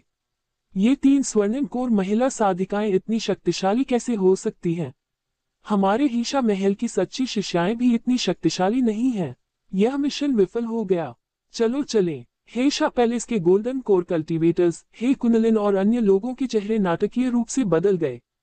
5 समुद्री कबीले साधकों को तुरंत मारा गया देखकर उन्हें तुरंत 3 गोल्डन कोर महिलाओं की शक्ति का एहसास हो गया। वे ऐसी चीजें नहीं थी जिन्हें वे संभाल सके। मिशन शुरू होने से पहले ही पूरी तरह विफल हो गया था। हालांकि वे बेहद दृढ़ निश्चयी थे। ये देखकर कि वे मुश्किल में हैं, उन्होंने तुरंत भागने की कोशिश की। वाह, फौरन हे कुनलिन और बाकियों ने हीशा महल से भागने की बेहतरीन तकनीक अपनाई। वे प्रकाश की किरणों में बदल गए और 3 अलग अलग दिशाओं में तेजी से भागने की कोशिश में लग गए। तुम भागना चाहते हो, बहुत देर हो चुकी है। झो उसुई ने हे कुनलिन और अन्य लोगों को उदासीनता से देखा, इशारा किया और उसके हमले को झेला। आत्मा गेंदा तलवार कौशल, ये वो परिवार के 3 दिग्गजों से प्राप्त 5वें चरण का तलवार कौशल था। असली ड्रैगन तलवार कौशल के बराबर, यह अविश्वसनीय रूप से गहन था। ये कहना उचित होगा कि यह तलवार तकनीक न केवल तलवारों की व्यूह रचना की अनुमति देती है, बल्कि यह जो तलवार चाल सिखाती है वह भी अत्यधिक घातक है। यदि वास्तविक ड्रैगन तलवार तकनीक एक क्रूर और प्रभावशाली तलवार तकनीक है जो हर चीज के लिए मार्ग प्रशस्त करती है और एक वास्तविक ड्रैगन के जन्म का आभास देती है। स्पिरिट राइनोसेरस स्वॉर्ड कौशल के बारे में क्या ख्याल है? ये दुश्मन की चाल का अनुमान लगाने की एक बेहतरीन तलवारबाजी तकनीक है, जिसमें न्यूनतम प्रयास से अधिकतम परिणाम प्राप्त किए जा सकते हैं। यह एक तकनीक आधारित तलवारबाजी है। हालांकि सच्चा ड्रैगन तलवार रहस्य एक शक्ति आधारित तलवारबाजी है। दोनों मौलिक रूप से भिन्न हैं, लेकिन उनकी शक्ति एक दूसरे के बराबर है। Boom tilde tilde. इस समय झो उसुई की हृदय शक्ति फैल गई तथा सैकड़ों मील के क्षेत्र को कवर कर लिया। हे कुनलिन और उसके 2 साथियों की हॉट आइज दुनिया में गतिविधियां बेहद धीमी थी, लगभग घोंघे जैसी। उनकी हर गतिविधि और उनके भागने का रास्ता सब उसकी समझ में था। ये स्पिरिट राइनोसेरस स्वॉर्ड कौशल की गहनता है, जो आपको दुश्मन की गतिविधियों का पूर्वानुमान लगाने में सक्षम बनाती है। एक क्षण में उड़ती हुई तलवार पकड़े 3 क्लोनों ने लगभग एक साथ हमला किया तथा दुश्मन की ओर मृग के सींगों की तरह तलवारों की स्पष्ट रोशनी बरसाई। ऐसा लग रहा था मानो उन्होंने हीशा महल के इन 3 स्वर्णिम कोर साधकों के भागने की दिशा का पहले ही अनुमान लगा लिया था। तलवार की रोशनी उनके सामने पहले से ही पहुंच गई और भयानक जानलेवा इरादे से निकल रही थी। धम्म, एक पल में हे कुनलिन और उसके दोनों साथी तलवार की चमक से स्तब्ध रह गए और फिर उनके शरीर 2 हिस्सों में बंट गए। खून की एक बड़ी मात्रा फव्वारे की तरह फूट पड़ी, जिससे जमीन लाल हो गई। क्या ये मजाक है? क्या मैं ऐसे ही मर गया? हे कुनलिन और बाकी 2 को यकीन ही नहीं हो रहा था। आखिरकार वे हीशा महल के स्वर्णिम कोर साधक थे, ऐसे साधक जिनमें भविष्य में नवजात आत्मा पूर्वज बनने की क्षमता थी। उनके सामने बहुत अच्छी संभावनाएं थीं, लेकिन अब वे इस द्वीप पर बुरी तरह मरने वाले थे। यदि उन्हें पता होता कि ऐसा होगा तो वे इस मिशन में कभी शामिल नहीं होते, भले ही इससे उनकी जान चली जाती। लेकिन अब अगर उन्हें पछतावा भी हो तो बहुत देर हो चुकी थी। इस दुनिया में पछतावे की कोई दवा नहीं है। एक धमाके के साथ उनके शरीर हवा से नीचे गिरकर जमीन पर गिर पड़े, जिससे धूल का एक गुबार उठ गया। उनकी आंखें खुली हुई थीं, जिनमें अनिच्छा, भय और अविश्वास झलक रहा था। स्पष्टतः वे अपनी पुरानी शिकायतों के साथ मर गए। आत्मा फिर से अभिशाप। इस समय झो सुई अवाक रह गया। हे कुनलिन और उसके दो साथियों को मारने के बाद उनके शरीर से एक काली रोशनी तुरंत उड़ी और सीधे उसके शरीर में प्रवेश कर गई। उसके पास इससे बचने या बच निकलने का कोई रास्ता नहीं था। यद्यपि प्रभावित व्यक्ति केवल उसका क्लोन था, वह नहीं चाहता था कि प्रत्येक श्राप के परिणामस्वरूप उसके क्लोन की मृत्यु हो जाए। ये बहुत परेशान करने वाली बात थी। एक कहावत हमेशा से प्रचलित रही है कि चोर हर दिन सतर्क नहीं रह सकता। ऐसा लगता है कि मुझे आत्मा के अभिशाप की शक्ति का विरोध करने का कोई रास्ता ढूंढना होगा, अन्यथा ये हर दिन नहीं चल सकता। झो सुई ने अपनी आंखें सिकोड़ ली। यदि वह ध्यान से सोचे तो शायद उन नवजात आत्मा संप्रदायों ने आत्मा अभिशाप के समाधान में महारत हासिल कर ली थी। यदि वह उन नवजात आत्मा संप्रदायों की विरासत प्राप्त कर सके तो वह आत्मा अभिशाप की शक्ति की समस्या को हल करने में सक्षम हो सकता है। बेशक अब वह हेशा पैलेस से प्रतिशोध से नहीं डरता था। आखिरकार वह विशाल हिरण द्वीप पर था। भले ही हेशा पैलेस के साधक कितने भी लापरवाह क्यों न हो, उन्होंने आकर उसे मारने की हिम्मत नहीं की। वाह! झो सुई ने अपना हाथ हिलाया और तुरंत जमीन से कई स्टोरेज बैग एकत्र किए। उनका मानना था कि इन गोल्डन कोर साधकों के भंडारण थैलों में बहुत सारा खजाना होगा। बहुत अच्छा। एक क्षण बाद झो सुई इन भंडारण थैलों के अंदर सभी खजाने की जानकारी प्राप्त करने में सक्षम हो गया। ये कुल 1,00,000 शीर्ष श्रेणी के आत्मा पत्थर हैं। ये साधक वास्तव में धनी थे। झो सुई ने एक पल के लिए महसूस किया, फिर तुरंत मुस्कुरा दिया। 5 समुद्री कबीले के साधकों और 3 हेशा पैलेस साधकों, कुल 8 भंडारण थैलों में 1,00,000 उच्च श्रेणी के आत्मा पत्थर थे, जो काफी बड़ी संपत्ति थी। आखिरकार साधारण गोल्डन कोर साधकों के पास आमतौर पर केवल 10,000 से अधिक शीर्ष श्रेणी के स्पिरिट स्टोन होते हैं, जो पहले से ही प्रभावशाली था। उच्च श्रेणी के स्पिरिट स्टोन्स के अलावा इन स्टोरेज बैग्स में ढेर सारी तृतीय चरण की गोलियां, सामग्रियां और आध्यात्मिक औषधियां भी थीं। कुल मिलाकर इनका मूल्य हजारों उच्च श्रेणी की स्पिरिट स्टोन्स के बराबर था। इतना लाभ प्राप्त करना काफी बड़ी बात थी, क्योंकि ये गोल्डन कोर साधक संभवतः अपने जीवन की सारी संपत्ति अपने साथ नहीं ले जा सकते थे। वे निश्चित रूप से केवल उसका एक हिस्सा ही ले जा सकते थे। रुको, क्या ये गोल्डन लिक्विड ज़ेड रिटर्न पिल है? क्या ये कोर फॉर्मेशन की गोली नहीं है? असल में 3 golden liquid Z return pills हैं। ये तो कमाल है। इस बार तो मुझे सचमुच जैकपॉट मिल गया है। झो सुई ने अपनी थोड़ी को सहलाया, बहुत संतुष्ट महसूस कर रहा था। उसे उम्मीद नहीं थी कि स्टोरेज बैग्स में तीसरे चरण की golden liquid Z return pills होंगी। ये तीसरे चरण की गोलियां थी जो फाउंडेशन एस्टेब्लिशमेंट साधकों को कोर फॉर्मेशन तक पहुंचने में मदद करेगी, और इनकी कीमत बहुत ज्यादा थी। हालांकि वह पहले से ही एक गोल्डन कोर साधक था और उसे गोल्डन लिक्विड ज़ेड रिटर्न पिल की आवश्यकता नहीं थी। उनके पास अभी भी 3 फाउंडेशन स्थापना साझेदार थे। इन 3 golden liquid Z return pills के साथ कोर फॉर्मेशन प्राप्त करने का उनका जोखिम बहुत कम हो जाएगा। बेशक उसने पहले ही 3 प्राप्त कर लिए थे, एक का उपयोग कर लिया था और अभी भी 2 शेष थे। लेकिन बहुत अधिक गोलियां लेने की शिकायत कौन करेगा? अगर वे उन सभी का इस्तेमाल नहीं कर सकते तो वे उन्हें नीलाम भी कर सकते हैं। वे निश्चित रूप से बिना किसी नुकसान के उन्हें बड़ी संख्या में स्पिरिट स्टोन्स के बदले बेच पाएंगे। वैकल्पिक रूप से इनका उपयोग अमर धुंध संप्रदाय के फाउंडेशन स्थापना साधकों को स्वर्ण कोर स्तर तक आगे बढ़ने में मदद करने के लिए पुरस्कार के रूप में भी किया जा सकता है। ये गोल्डन कोर सी डायमंड लाशें भी अच्छी हैं।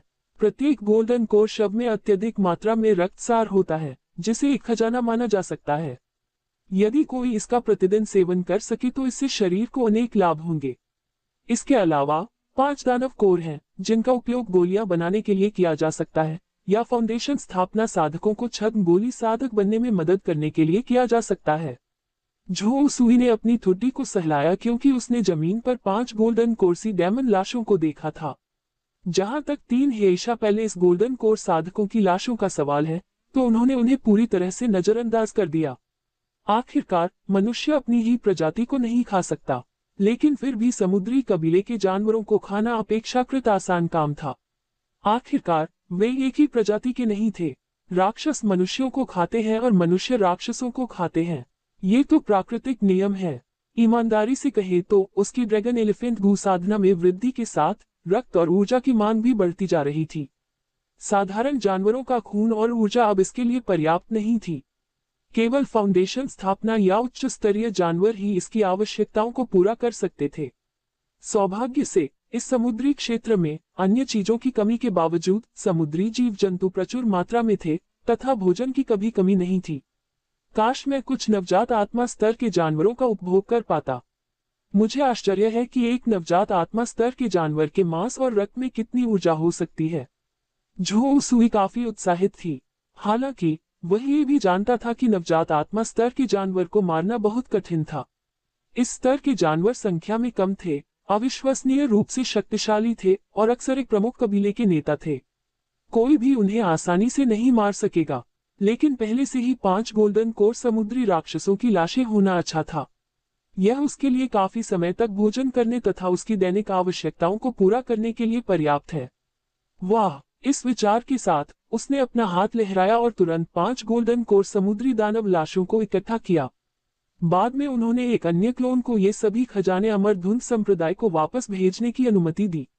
अफसोस की बात है कि ड्रीम सोल गू यहाँ नहीं है, अन्यथा मैं हेशा पैलेस और सीक्लान की योजना जानने के लिए सोल सर्च का उपयोग कर सकता था। क्लोन झो सुई को थोड़ा अफसोस हुआ। आखिरकार ड्रीम सोल गू अभी भी मूल शरीर के साथ था और विशालकाय हिरन द्वीप पर नहीं था।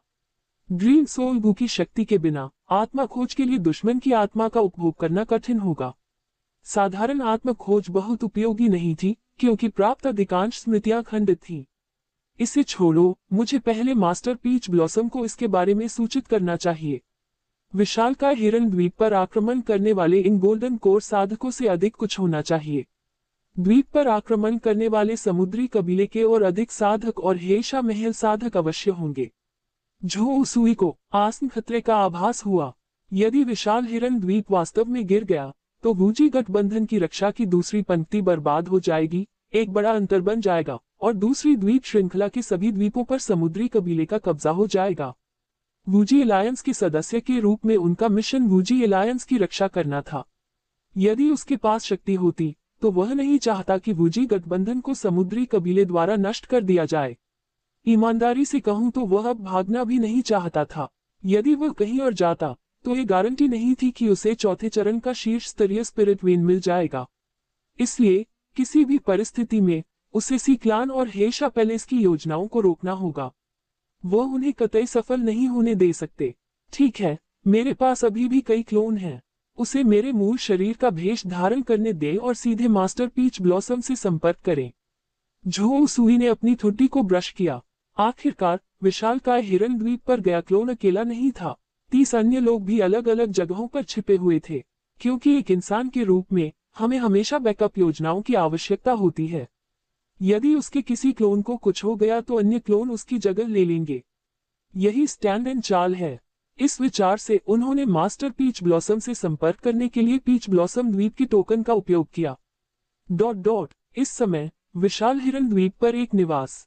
ये नवजात आत्मा साधक मास्टर पीच ब्लॉसम का निवास स्थान था, जहां चारों ओर विभिन्न प्रकार के आड़ू के फूल लगाए गए थे।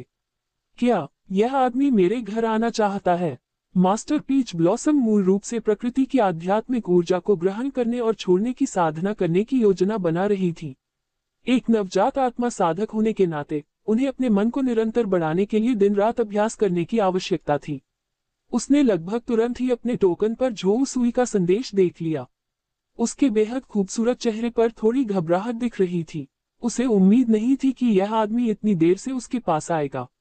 उसने कहा कि वह उसके घर के बाहर है और उससे मिलने की योजना बना रहा है। ये किसी तरह की हिम्मत थी।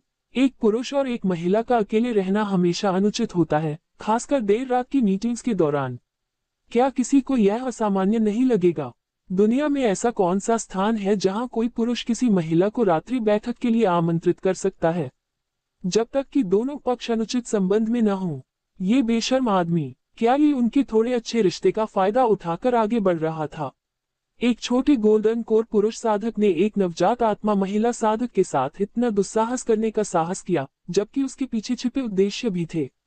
यदि यह आदमी उसके साथ कुछ भी करने की हिम्मत करता है, तो उसे सबक सिखाना होगा। वह एक उच्च पद की महिला थी, एक देवदूत की तरह सुंदर, ऐसी चीज नहीं जिसे यह आदमी चाह सके। यदि दूसरा पक्ष जमीन पर घुटने टेककर बार बार विनती कर रहा है, तो वह इस आदमी को उसका पीछा करने का मौका देने में निर्दयी नहीं है। रुको, क्या उसे मेरे घर आकर कोई गंभीर काम पर चर्चा करनी है? समुद्री कबीले और हेशा पैलेस ने चुपचाप विशाल का हिरन द्वीप पर आक्रमण किया, टेलीपोर्टेशन एरे को नष्ट करने की योजना बना रहे थे। हे, मुझे पता था, ये आदमी बिना वजह कभी नहीं आता। जैसी उम्मीद थी, वो काम से आया था। अगर कोई काम न हो तो क्या वह मुझे ढूंढने नहीं आ सकता? मास्टर पीच ब्लॉसम क्रोधित और परेशान दोनों थे। ये जानते हुए कि झो सुई वहां व्यापार के लिए आई थी, वह किसी कारण से और भी अधिक क्रोधित हो गई। वह बस उस आदमी को पकड़ना चाहती थी और उसकी पिटाई करना चाहती थी। यदि उसका कोई काम होता तो वह उसे ढूंढ लेता, यदि नहीं तो वह उसे नजरअंदाज कर देता, उसे एक औजार की तरह बना दिया। मास्टर पीच ब्लॉसम, उसने उसे क्या समझा था? एक औरत जिसे अपनी मर्जी से इस्तेमाल किया जा सके। लेकिन वह ये भी जानती थी कि अभी अपना स्त्रीवत स्वभाव दिखाने का समय नहीं आया है। आखिरकार यह मुद्दा वाकई बेहद अहम था। यह मामला #MV_MFP@YR में होस्ट किया गया है। यदि इसे उचित तरीके से नहीं संभाला गया तो इससे वूजी गठबंधन को भारी नुकसान हो सकता है। अंदर आइए, मैं अपनी नौकरानी को आपको हवेली में आने देने का निर्देश दूंगी। मास्टर पीच ब्लॉसम ने गहरी सांस ली, अपनी भावनाओं को स्थिर किया और फिर टोकन के माध्यम से संपर्क किया।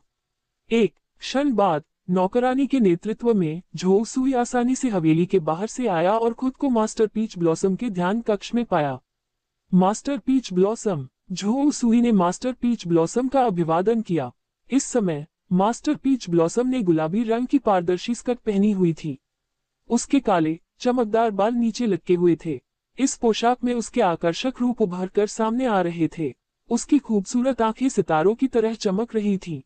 उसका अत्यंत सुंदर चेहरा क्रोध और शर्म का मिश्रण था, मानो कोई महिला किसी दिल तोड़ने वाले को देख रही हो। ठीक उस पत्नी की तरह जिसे वर्षों तक नजरअंदाज किया गया हो और जिसे दुल्हन के कमरे में अकेला छोड़ दिया गया हो। ऐसा लगता था जैसे उसने कोई जादू टोना नहीं किया था, लेकिन इसका मन पर गहरा असर होता था।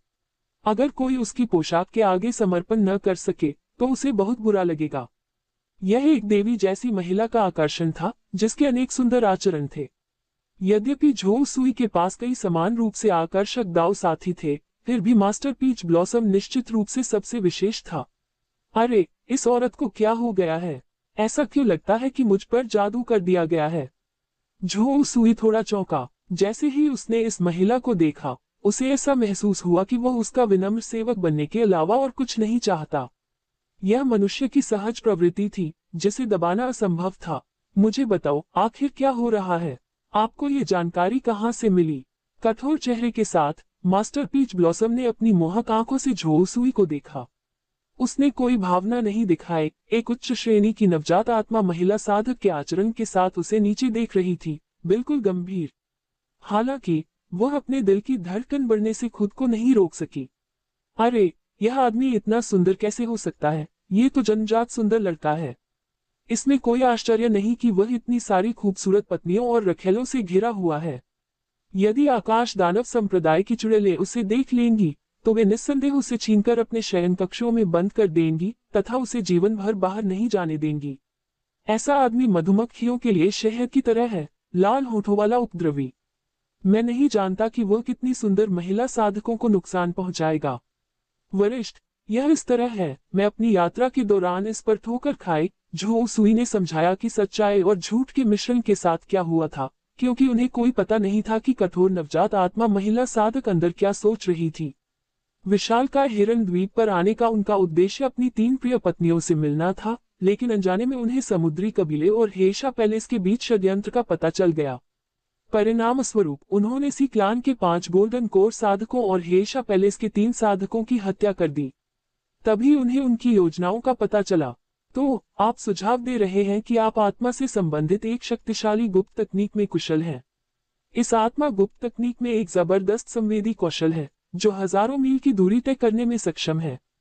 T_H_N.K%S जोड़ for R जोड़ A% D और I जोड़ N%G #BRHO अगोरहत आपके लिए $VLA$MPYR की ओर से। यहाँ तक कि एक नवजात आत्मा साधक भी इसका पता लगाने में असमर्थ होगा। मास्टर पीच ब्लॉसम आश्चर्यचकित रह गए। वह जानती थी कि नवजात आत्मा साधक की दिव्य भावना शक्तिशाली थी, लेकिन वे केवल सैकड़ों मील ही तय कर सकते थे। हजारों मील की दूरी तय करना ईश्वर परिवर्तन साधकों की क्षमता से भी परे था। फिर भी उसके सामने वाला आदमी, जो केवल गोल्डन कोर दायरे में था, एक ऐसी शक्तिशाली गुप्त तकनीक का इस्तेमाल करता था जो बिल्कुल अकल्पनीय था। ऐसा प्रतीत होता था कि इस आदमी में सचमुच कुछ सराहनीय पहलू थे, जो उसे उसके लिए कुछ हद तक योग्य बनाते थे। ये सही है। झो उसुई ने सिर हिलाया। उसने ये शक्ति प्रकट करने का फैसला इसलिए किया क्योंकि वह मास्टर पीच ब्लॉसम को अपनी ही शक्ति मानता था। उसे प्रकट करना कोई समस्या नहीं होगी। इसके विपरीत, इससे उसके साथ सहयोग करने में सुविधा होगी। उस स्थिति में, क्या आप विशालकाय हिरन द्वीप की पूरी स्थिति को समझ सकते हैं? क्या आप उन किसानों का पता लगा सकते हैं जो द्वीप पर घुसपैठ कर चुके हैं? मास्टर पीच ब्लॉसम ने गंभीरता से पूछा। सच कहें तो, ये वूजी अलायंस के लिए जीवन मरण का प्रश्न था।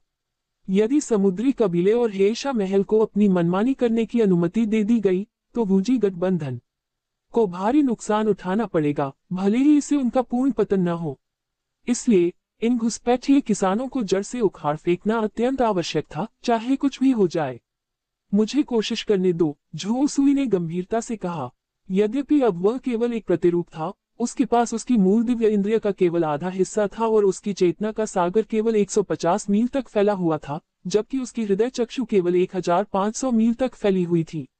लेकिन उसके कई क्लोन थे। जब तक उनके क्लोन हर जगह फैले रहेंगे, उनकी सीमा असीम रूप से विस्तारित हो सकती है, जो विशालकाय हिरन द्वीप के आधे से अधिक हिस्से को कवर कर सकती है। ये क्लोन रडार की तरह काम करते थे और अपने अपने क्षेत्र में होने वाली किसी भी गतिविधि को भांप लेते थे। बेशक वह अपनी हृदय आंखों की शक्ति को हर समय सक्रिय नहीं रख सकता था, क्योंकि इसमें बहुत अधिक मानसिक ऊर्जा खर्च होती थी। इसका उपयोग केवल महत्वपूर्ण क्षणों में ही किया जा सकता था। बूम टिल्ड एक क्षण में विशालकाय हिरन द्वीप के चारों ओर बिखरे 30 क्लोनों ने तुरंत अपनी हृदय आंखों को सक्रिय कर दिया तथा द्वीप के उन प्रमुख क्षेत्रों को कवर कर लिया जो द्वीप के निर्माण के लिए महत्वपूर्ण थे।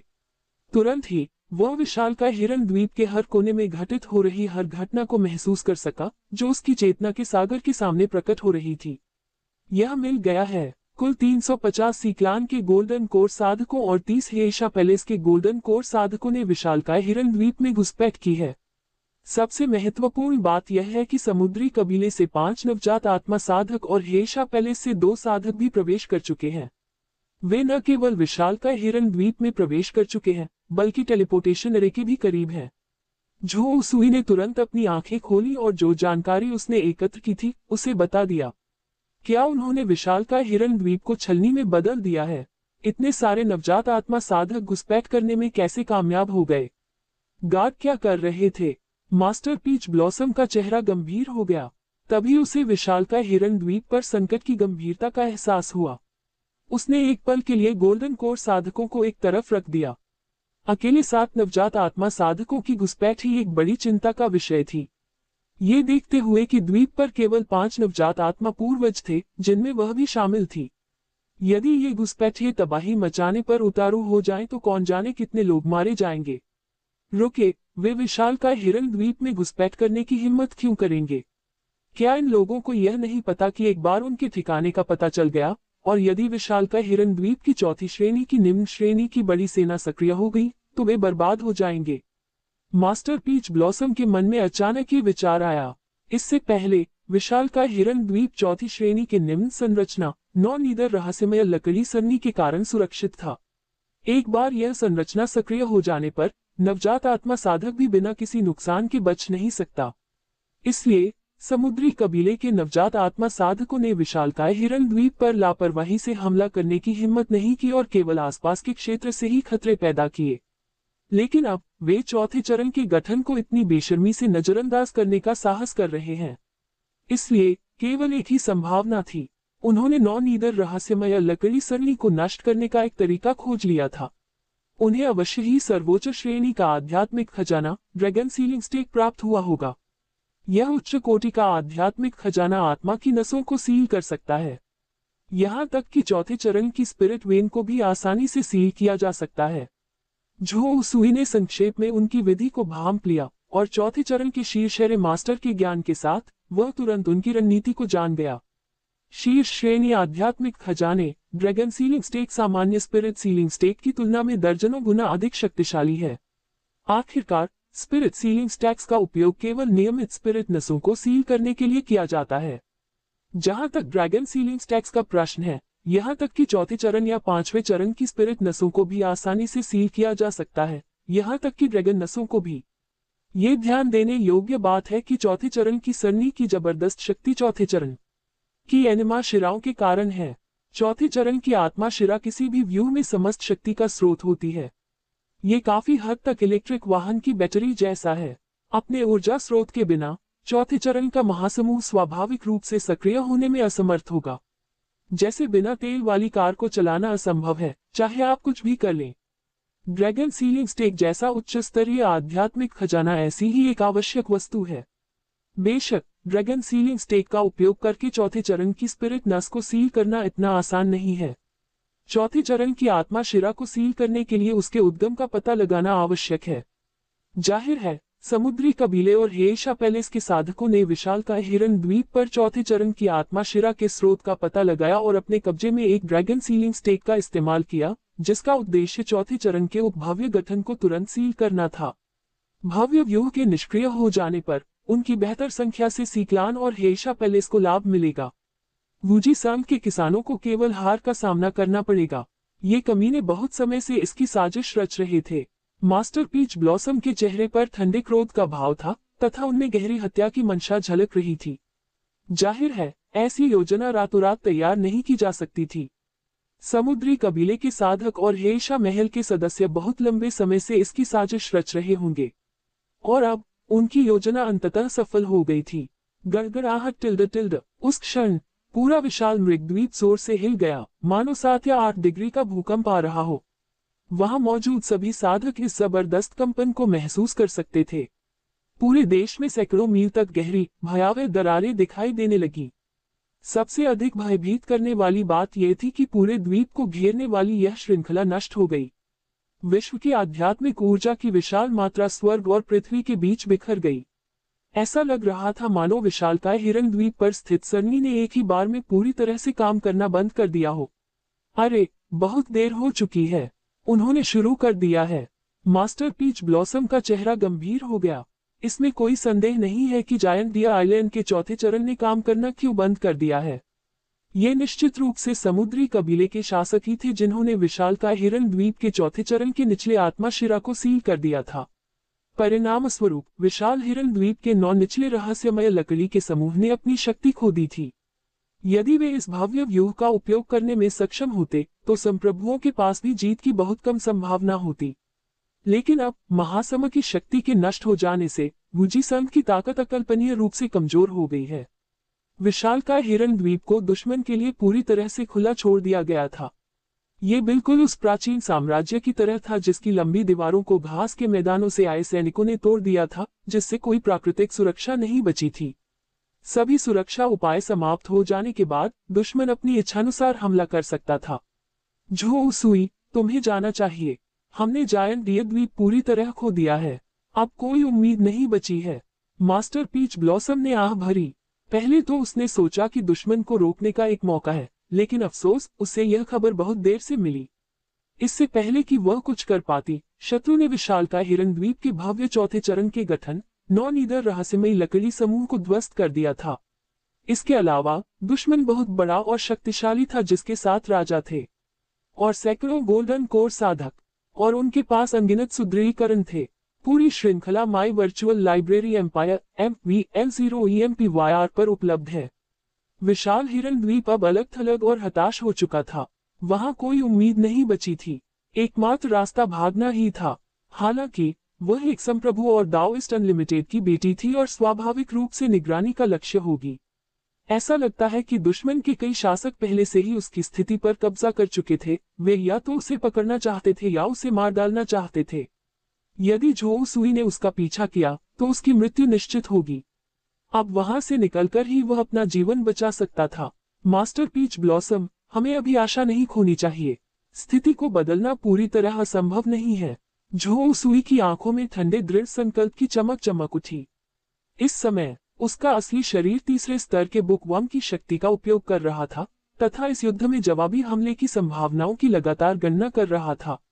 उन्होंने महसूस किया कि उनके दिमाग में अनगिनत आंकड़े उभर रहे हैं जो वर्तमान स्थिति का विश्लेषण कर रहे हैं। जीवित रहने का एकमात्र अवसर ढूंढने की कोशिश। कैसे पलटे पासा। मास्टर पीच ब्लॉसम ने झो सुई को उत्सुकता से देखा। यदि कोई अन्य गोल्डन कोर साधक ये शब्द कह रहा होता तो वह इन्हें दिखावा समझकर खारिज कर देती, लेकिन किसी कारणवश वह अपने सामने वाले व्यक्ति पर पूरी तरह से भरोसा करने लगी।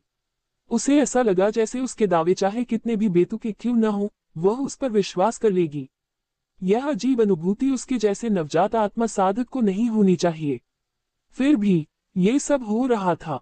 ऐसा लग सकता है कि अभी हम संख्या में कम हैं, लेकिन अगर आप उनकी वास्तविक ताकत पर विचार करें तो हम उनसे ज्यादा पीछे नहीं हैं। मैं जो अनुमान लगा सकता हूं, उसके अनुसार समुद्री कबीला 5 सॉवरेन तैनात कर रहा है, जिनमें से एक मध्य नवजात आत्मा चरण में है और 4 प्रारंभिक चरण में है। जहां तक हेशा पैलेस की बात है, उनके पास 2 सॉवरेन हैं, एक मध्य नवजात सोल चरण में और एक प्रारंभिक चरण में। इसलिए यदि हम उन 4 या 5 प्रारंभिक अवस्था वाले सॉवरेन साधकों को तुरंत समाप्त करने में सफल हो जाते हैं, तब केवल 2 मध्य अवस्था वाले सॉवरेन बचेंगे और वे ज्यादा खतरा पैदा नहीं करेंगे। झो सुई ने आत्मविश्वास से कहा, यह बहुत कठिन है। किसी सम्राट को हराना आसान हो सकता है, लेकिन उसे मारना लगभग असंभव है। इसके अलावा यदि हम उनमें से किसी एक को सचेत कर दें, तो अन्य उसकी सहायता के लिए दौड़ पड़ेंगे। उन्हें मारना लगभग असंभव है। मास्टर पीच ब्लॉसम को लगा कि यह इतना आसान नहीं होगा। नहीं नहीं नहीं, ऐसी बात नहीं है। मेरा मानना है मास्टर पीच ब्लॉसम, आपको मेरी आत्मा गुप्त कला के बारे में पता होना चाहिए। अन्य नवजात आत्मा साधक केवल कुछ 100 मील के दायरे को ही महसूस कर सकते हैं, लेकिन मैं हजारों मील तक महसूस कर सकता हूँ। दूसरे शब्दों में कहें तो दुश्मन खुले में है और हम छिपे हुए हैं। मेरी सहायता से मास्टर पीच ब्लॉसम उनकी हर चाल का पूरी तरह से अनुमान लगा सकता था और गुप्त रूप से हमला कर सकता था। इससे भी अधिक सौभाग्य की बात यह है कि ये 7 नवजात आत्मा साधक वास्तव में एक साथ इकट्ठा होने के बजाय विशालकाय हिरन द्वीप के चारों ओर बिखरे हुए हैं। इससे हमें उन पर व्यक्तिगत रूप से प्रहार करने का मौका मिलता है। झो सुई ने मास्टर पीच ब्लॉसम की ओर देखा। उसकी आंखें पूर्ण विश्वास से भरी हुई थीं। सच कहें तो उनकी वर्तमान स्थिति धोखेबाजों के साथ राजा का खेल खेलने जैसी थी। यह विशेष रूप से एक परिप्रेक्ष्य धोखा था। दुश्मन को पता नहीं था कि वह कहाँ है, लेकिन वह उनका सटीक स्थान जानता था और उनकी हर गतिविधि का पूर्वानुमान लगा सकता था। सतह पर दुश्मन को संख्या में बढ़त हासिल थी, लेकिन वह कुछ ही प्रयासों से कई मौके बना सकते थे। कुछ प्रारंभिक अवस्था वाले नवजात आत्मा साधकों को समाप्त करने के बाद शेष समुद्री कबीले की नवजात आत्माएं कोई खतरा पैदा नहीं करेगी। ये कहा जा सकता है कि यह हॉट आइज की अंतर्दृष्टि का भयानक पहलू है, जो दुश्मन का पूर्वानुमान लगाने में सक्षम है। ठीक है, मैं समझ गया। मास्टर पीच ब्लॉसम ने सिर हिलाया। झो सुई की आत्मविश्वास भरी आंखें देखकर उसने सहज ही उसकी योजना पर विश्वास कर लिया। आखिरकार उस पर भरोसा करने के अलावा कोई और विकल्प नहीं था। सबसे अद्यतन संस्करण M4 VLEMP4YR पर है। इस समय विशाल हिरन द्वीप पर समुद्री कबीले के 5 नवजात आत्मा साधक, जिन्होंने विशालकाय हिरन द्वीप में घुसपैठ की थी, समुद्री मवेशी कबीले, विशालकाय केकड़ा कबीले, तीर मछली कबीले, लाल झींगा कबीले और ऑक्टोपस कबीले के सरदार थे। समुद्री मवेशी कबीले का सरदार एक मध्य अवस्था का नवजात आत्मा साधक था, जबकि अन्य सभी प्रारंभिक अवस्था के नवजात आत्मा साधक थे। हेशा महल से 2 नवजात आत्मा साधक रक्त हत्या करने वाले पूर्वज और काले शव वाले पूर्वज थे। उनमें से रक्त हत्या करने वाला पूर्वज नवजात आत्मा के मध्य चरण में था और काला शव पूर्वज नवजात आत्मा के प्रारंभिक चरण में था। हाँ, हमने कर दिखाया, हमने अंततः कर दिखाया। शीर्ष श्रेणी के आध्यात्मिक खजाने, ड्रैगन सीलिंग स्टेट जो हमारे समुद्री कबीले ने पेश किया, ने वास्तव में इस चौथे चरण के गठन को सफलतापूर्वक सील कर दिया है। विशालकाय हिरन द्वीप के चौथे चरण के गठन के बिना मैं देखना चाहूंगा कि वुजी गठबंधन में से कौन हमारे साथ, समुद्री कबीले के साधकों के साथ लड़ सकता है। समुद्री मवेशी कबीले का सरदार बहुत प्रसन्न होकर दिल खोलकर हंसा। उसने रक्त संहारक पूर्वज के साथ मिलकर विशाल हिरन द्वीप के मध्य क्षेत्र में घुसपैठ की थी। उन्होंने उच्च स्तरीय आध्यात्मिक खजाने, ड्रैगन सीलिंग स्टेट का इस्तेमाल करके इस चौथे चरण की आत्मा शिरा के केंद्र पर सीधा प्रहार किया और शिरा को सील कर दिया। आत्मा शिरा के स्रोत के नष्ट हो जाने के कारण नौ निचली रहस्यमयी लकड़ी की व्यूह रचना ने अपनी पूर्ण प्रभावशीलता खो दी। सच कहें तो उन्होंने नहीं सोचा था कि चीजें इतनी आसानी से हो जाएंगी। ये केवल यही कहा जा सकता है कि स्वर्ग ने उनके समुद्री कबीले का पक्ष लिया। याद रखें, हेशा पैलेस को दिए गए लाभों को न भूलें। रक्त हत्या करने वाले पूर्वज ने गहरी आवाज में कहा। उसकी नजर समुद्री मवेशी कबीले के सरदार पर एक भयानक हत्या के इरादे से भरी हुई थी। उनका इस योजना में शामिल होना स्वाभाविक रूप से समुद्री कबीले द्वारा दिए गए लाभ सृजन गोली के लिए था। ये क्रिएशन पिल चौथे चरण की शीर्ष श्रेणी की गोली है। इसका मुख्य घटक 1000 ईयर स्पिरिट कैंडल फ्रूट है, जो इतिहास में बहुत पहले ही लुप्त हो चुका था। अब केवल समुद्री कबीले की निषिद्ध भूमि ही इस 1000 वर्षीय आत्मा फल का उत्पादन कर सकती थी। एक बार सृजन गोली का सेवन करने पर यह उपयोगकर्ता को और भी उच्चतर क्षेत्र का अनुभव करने की अनुमति देता है। इसलिए जब किसी दायरे को तोड़ते हैं तो यह अद्भुत काम करता है। ये गोली खो गई थी। वर्तमान में उनकी साधना नवजात आत्मा के मध्य चरण के उत्तम स्तर पर थी। यदि वह सृजन गोली का सेवन कर लेता तो नवजात आत्मा के अंतिम चरण तक पहुंचने की उच्च संभावना थी। तब तक वह एक नवजात आत्मा के अंतिम चरण का साधक बन चुका होगा। उसकी शक्ति और स्थिति अतुलनीय होगी। यही कारण था कि वह इस मिशन में भाग लेने के लिए इतना बड़ा जोखिम उठाने को तैयार थे। यदि वह नवजात आत्मा के अंतिम चरण तक पहुंच सके तो भविष्य में दिव्यता रूपांतरण की संभावना होगी। इसलिए इससे कोई फर्क नहीं पड़ता कि उसे समुद्री कबीले के साधकों को विशालकाय हिरन द्वीप के चौथे चरण के गठन को तोड़ने में मदद करने के लिए कहा गया था। यहाँ तक कि अगर उसे अपने दोस्तों और परिवार को मारने के लिए कहा जाए तो भी वह हिचकिचाएगा नहीं। हालांकि इतने वर्षों तक जीवित रहने के बाद रक्त हत्या करने वाले पूर्वज के पास व्यावहारिक रूप से कोई मित्र या परिवार नहीं बचा था। वह मूलतः बिल्कुल अकेला था। जहां तक मित्रों की बात है तो निश्चित रूप से कोई भी नया आत्मा साधक इतना मूर्ख नहीं होगा कि वह किसी ऐसे राक्षस साधक से मित्रता करे जो अपने विश्वासघात के लिए जाना जाता हो। निश्चिंत रहें, हम समुद्री कबीले हमेशा अपनी बात रखते हैं। एक बार यह मिशन समाप्त हो जाए तो सृजन की गोली निश्चित रूप से सौंप दी जाएगी। इसमें बिल्कुल भी देरी नहीं होगी। समुद्री मवेशी कबीले के सरदार ने अपनी छाती पीटकर आत्मविश्वास से आश्वासन दिया। हालांकि वह अंदर ही अंदर उपहास कर रहा था। सच्चाई ये थी कि वह सृजन की गोली निगलने के लिए तैयार था। ऐसी बहुमूल्य चौथी अवस्था की गोली जो नवजात आत्मा साधकों को उनकी बाधाओं पर विजय पाने में सहायता कर सकती है, उसे स्वेच्छा से एक मानव नवजात आत्मा साधक को कैसे दिया जा सकता है। भले ही बाद वाला अपने समुद्री कबीले के साथ सहयोग कर रहा था, आखिरकार मनुष्य तो मनुष्य ही थे। उनका केवल उपयोग किया जा सकता था, उन पर भरोसा नहीं किया जा सकता था। जब वह किसी काम का नहीं रहा तो उसके खिलाफ जाने का समय आ गया। बेशक इस मानव नवजात आत्मा का अभी भी काफी मूल्य था। उसे वूजी गठबंधन की शक्ति को खत्म करने और मानव साधकों के बीच आपसी लड़ाई भड़काने के लिए मानव नवजात आत्मा की इस शक्ति का उपयोग करने की आवश्यकता थी। तभी उनका समुद्री कबीला पुनः जल पर प्रभुत्व स्थापित कर सकेगा तथा प्राचीन युग का अपना गौरव पुनः प्राप्त कर सकेगा। तो फिर ठीक है, बाकी नवजात आत्मा साधक कहाँ गए? रक्त हत्या करने वाले पूर्वज ने अपनी आंखें सिकोड़ ली और समुद्री मवेशी कबीले के सरदार से पूछा।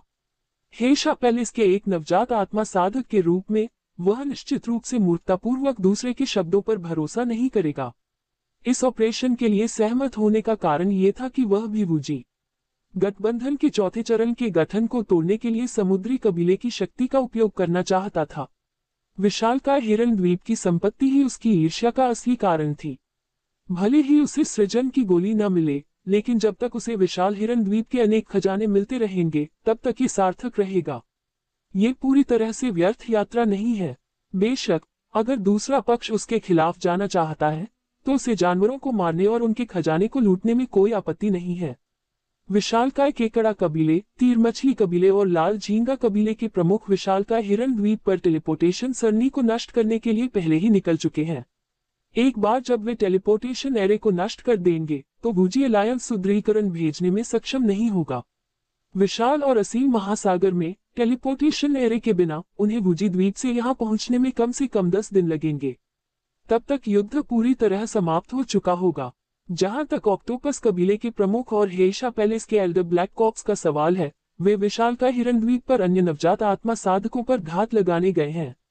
समुद्री मवेशी कबीले के मुखिया ने गंभीरता से कहा, यही उनकी पिछली योजना भी थी। एक बार जब वे विशालकाय हिरण्द्वीप के चौथे क्रम के गठन को सफलतापूर्वक सील कर देते हैं, तो शेष नवजात आत्मा साधक अपना अभियान शुरू कर देते हैं, द्वीप को नुकसान पहुंचाते हैं, वूजी गठबंधन के कई मानव साधकों पर घात लगाते हैं और नरसंहार शुरू कर देते हैं। ऐसी स्थिति में आइए हम तुरंत जाकर उनका समर्थन करें, विशालकाय हिरण्द्वीप के नवजात आत्मा साधकों को प्रतिक्रिया करने और हमारी योजना को बर्बाद करने से रोकने के लिए। पुराने पूर्वज ब्लडकिल ने गहरी आवाज में कहा, चिंता मत करो, जल्दी करने की कोई जरूरत नहीं है। मुझे लगता है कि वूजी अलायंस के नवजात आत्मा साधक इस समय पूरी तरह असमंजस में हैं। वे नहीं जानते कि क्या हो रहा है, और अब हमारे पास एक बेहतर संख्या है। विशाल हिरण्द्वीप के मानव नवजात आत्मा साधक निश्चित रूप से हमारे लिए कोई मुकाबला नहीं है। मैंने सुना है कि मास्टर पीच ब्लॉसम विशाल हिरण्द्वीप पर रहते हैं। यह मानव महिला साधक दाओइस्ट अनलिमिटेड की पुत्री है। यदि हम इस मास्टर पीच ब्लॉसम को पकड़ सके तो हम वूजी अलायंस को आत्मसमर्पण करने के लिए मजबूर कर सकेंगे। समुद्री मवेशी कबीले के मुखिया की आंखों में ठंडक की झलक दिखाई दी। सच कहें तो इस बार उनका सबसे बड़ा लक्ष्य मास्टर पीच ब्लॉसम है। यदि वे इस मास्टर पीच ब्लॉसम को जीवित पकड़ सके तो वे बिना लड़े ही विजय प्राप्त कर सकते हैं। उस समय दाओइस्ट अनलिमिटेड निश्चित रूप से नियंत्रित हो जाएगा और वूजी गठबंधन बिना किसी लड़ाई के टूट सकता है। ये देखते हुए चलो जल्दी चलें।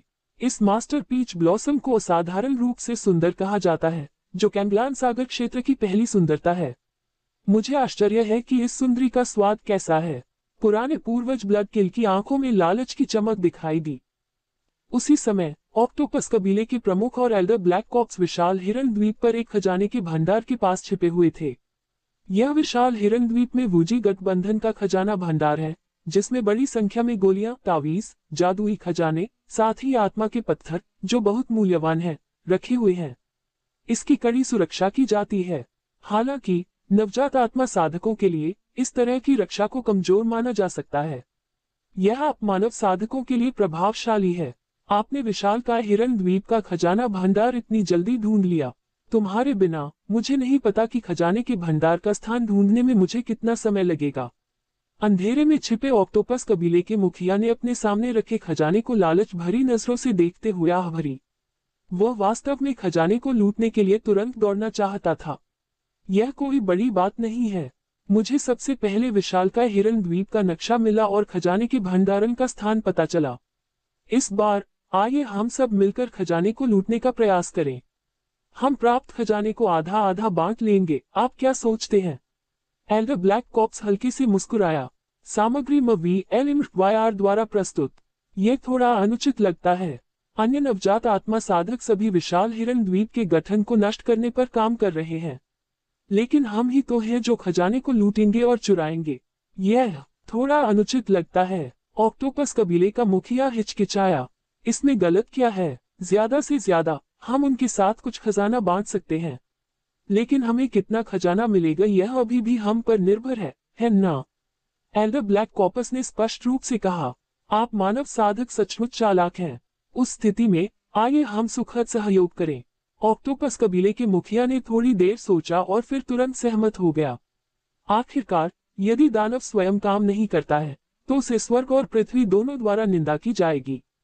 वह केवल धन के लिए ही समुद्री कबीले की विशाल सेना में शामिल होकर मानव क्षेत्र में प्रवेश कर गया।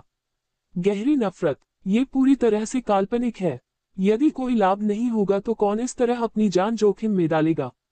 क्या यह मूर्खतापूर्ण नहीं है कि तुच्छ लाभ के लिए कड़ा संघर्ष किया जाए? तो फिर बात बन गई। चलो पहले खजाने के इन पहरेदारों से निपट लेते हैं। एल्डर ब्लैक कॉप्स की आंखों में ठंडक की चमक दिखाई दी।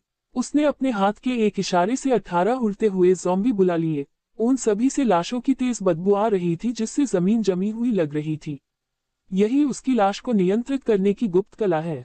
वह कभी भी अपने असली शरीर से नहीं लड़ता। वह हमेशा अपने द्वारा परिष्कृत किए गए ज़ॉम्बी से लड़ता है, और वह कमजोर लोगों को धमकाने में विशेष रूप से माहिर है। यदि उसे कोई खतरा नजर आता है तो वह बिना किसी हिचकिचाहट के तुरंत भाग जाता है। वर्षों की सावधानी और सतर्कता ने उन्हें अब तक जीवित रखा है। मारना। ऑक्टोपस कबीले का सरदार भी पीछे नहीं रहा। उससे अनगिनत तंतु निकले, जिन्होंने उसके चारों ओर सैकड़ों मील तक का क्षेत्र बना दिया। ये काले तंतु ध्वनि की गति से कई गुना तेज भालों की तरह तेजी से आगे बढ़े और खजाने की रखवाली कर रहे किसानों की ओर झपटे। दो नवजात आत्मा साधकों ने एक ही समय में अपना कदम रखा। आसपास का क्षेत्र अंतहीन जानलेवा इरादे से भर गया। ऐसा लग रहा था जैसे इस क्षेत्र का तापमान दर्जनों डिग्री तक गिर गया हो, जिससे लोग सिहर उठे। लेकिन इसी समय अंधेरे में छिपे झो सुई ने अपनी चाल चल दी। आत्मा गुप्त कला, आत्मा को नष्ट करने वाला दंश। आत्मा गुप्त कला जो कि छोटी सिद्धि क्षेत्र तक पहुंच गई थी। झो सुई की नवजात आत्मा स्तरीय आत्मा शक्ति के साथ संयुक्त होने पर इस आत्मा गुप्त कला की शक्ति एक नवजात आत्मा साधक के सामान्य आत्मा हमले से कमजोर नहीं थी। इस बीच झो सुई के 18 क्लोन पास में घात लगाए बैठे थे। सभी ने एक साथ हमला शुरू कर दिया। अदृश्य आत्मा की सुइयां बाहर निकली और ऑक्टोपस कबीले के प्रमुख तथा प्राचीन शव पूर्वज पर हमला किया गया। Boom tilde tilde. दो नवजात आत्मा साधक आश्चर्यचकित हो गए। उन्होंने कल्पना भी नहीं की थी कि वे घात लगाकर किए गए हमले का शिकार हो जाएंगे। शक्तिशाली आत्मा विदारक दिनको ने उनकी शारीरिक सुरक्षा को भेद दिया तथा सीधे उनकी आत्माओं पर हमला किया। तुरंत ही उन्हें तीव्र दर्द महसूस हुआ।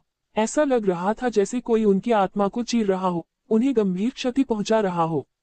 एक क्षण के लिए दोनों नवजात आत्मा साधक स्तब्ध रह गए। उनकी गतिविधियां रुक गईं। वे लकड़ी की मुर्गियों की तरह मुंह हो गए।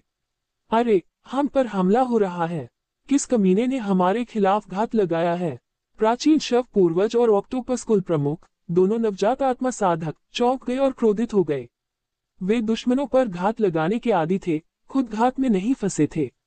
ऐसा उनके लिए पहली बार हुआ था, लेकिन भागने के बारे में सोचने के लिए बहुत देर हो चुकी थी। मरना, सर्वोच्च श्रेणी का आध्यात्मिक खजाना, समुद्र को शांति प्रदान करने वाला मोती। इस समय छुपी हुई मास्टर पीच ब्लॉसम ने आखिरकार अपनी चाल चली। नेसेंट सोल के मध्य चरणों में एक साधक होने के नाते जिसे व्यापक युद्ध अनुभव था, वह जानती थी कि यह सही अवसर है। उसकी शक्ति इन दो प्रारंभिक अवस्था वाले नवजात आत्मा साधकों से कहीं अधिक थी। उनके पास तैयार लोगों के विरुद्ध प्रतिरोध करने का कोई रास्ता नहीं था, क्योंकि वे प्रस्तुत लोगों के विरुद्ध सोची समझी चालें चल रहे थे। तुरंत ही उसने अपने अंदर से एक उच्च कोटि का आध्यात्मिक खजाना, समुद्र शांति मोती, उत्पन्न कर लिया। यह एक शक्तिशाली उच्च श्रेणी का आध्यात्मिक खजाना था जो उसके पिता दाओइस्ट अनलिमिटेड ने उसे सुरक्षा के लिए दिया था और इसकी शक्ति असीम थी। यहाँ तक कि ईश्वरीय रूपांतरण साधक भी इस आध्यात्मिक खजाने की लालसा करेंगे। डोन, जैसे ही मास्टर पीच ब्लॉसम ने अपने सर्वोच्च आध्यात्मिक खजाने, समुद्र शांति मोती का आह्वान किया, यह नीला मन का ऑक्टोपस कबीले के मुखिया और प्राचीन शव पूर्वज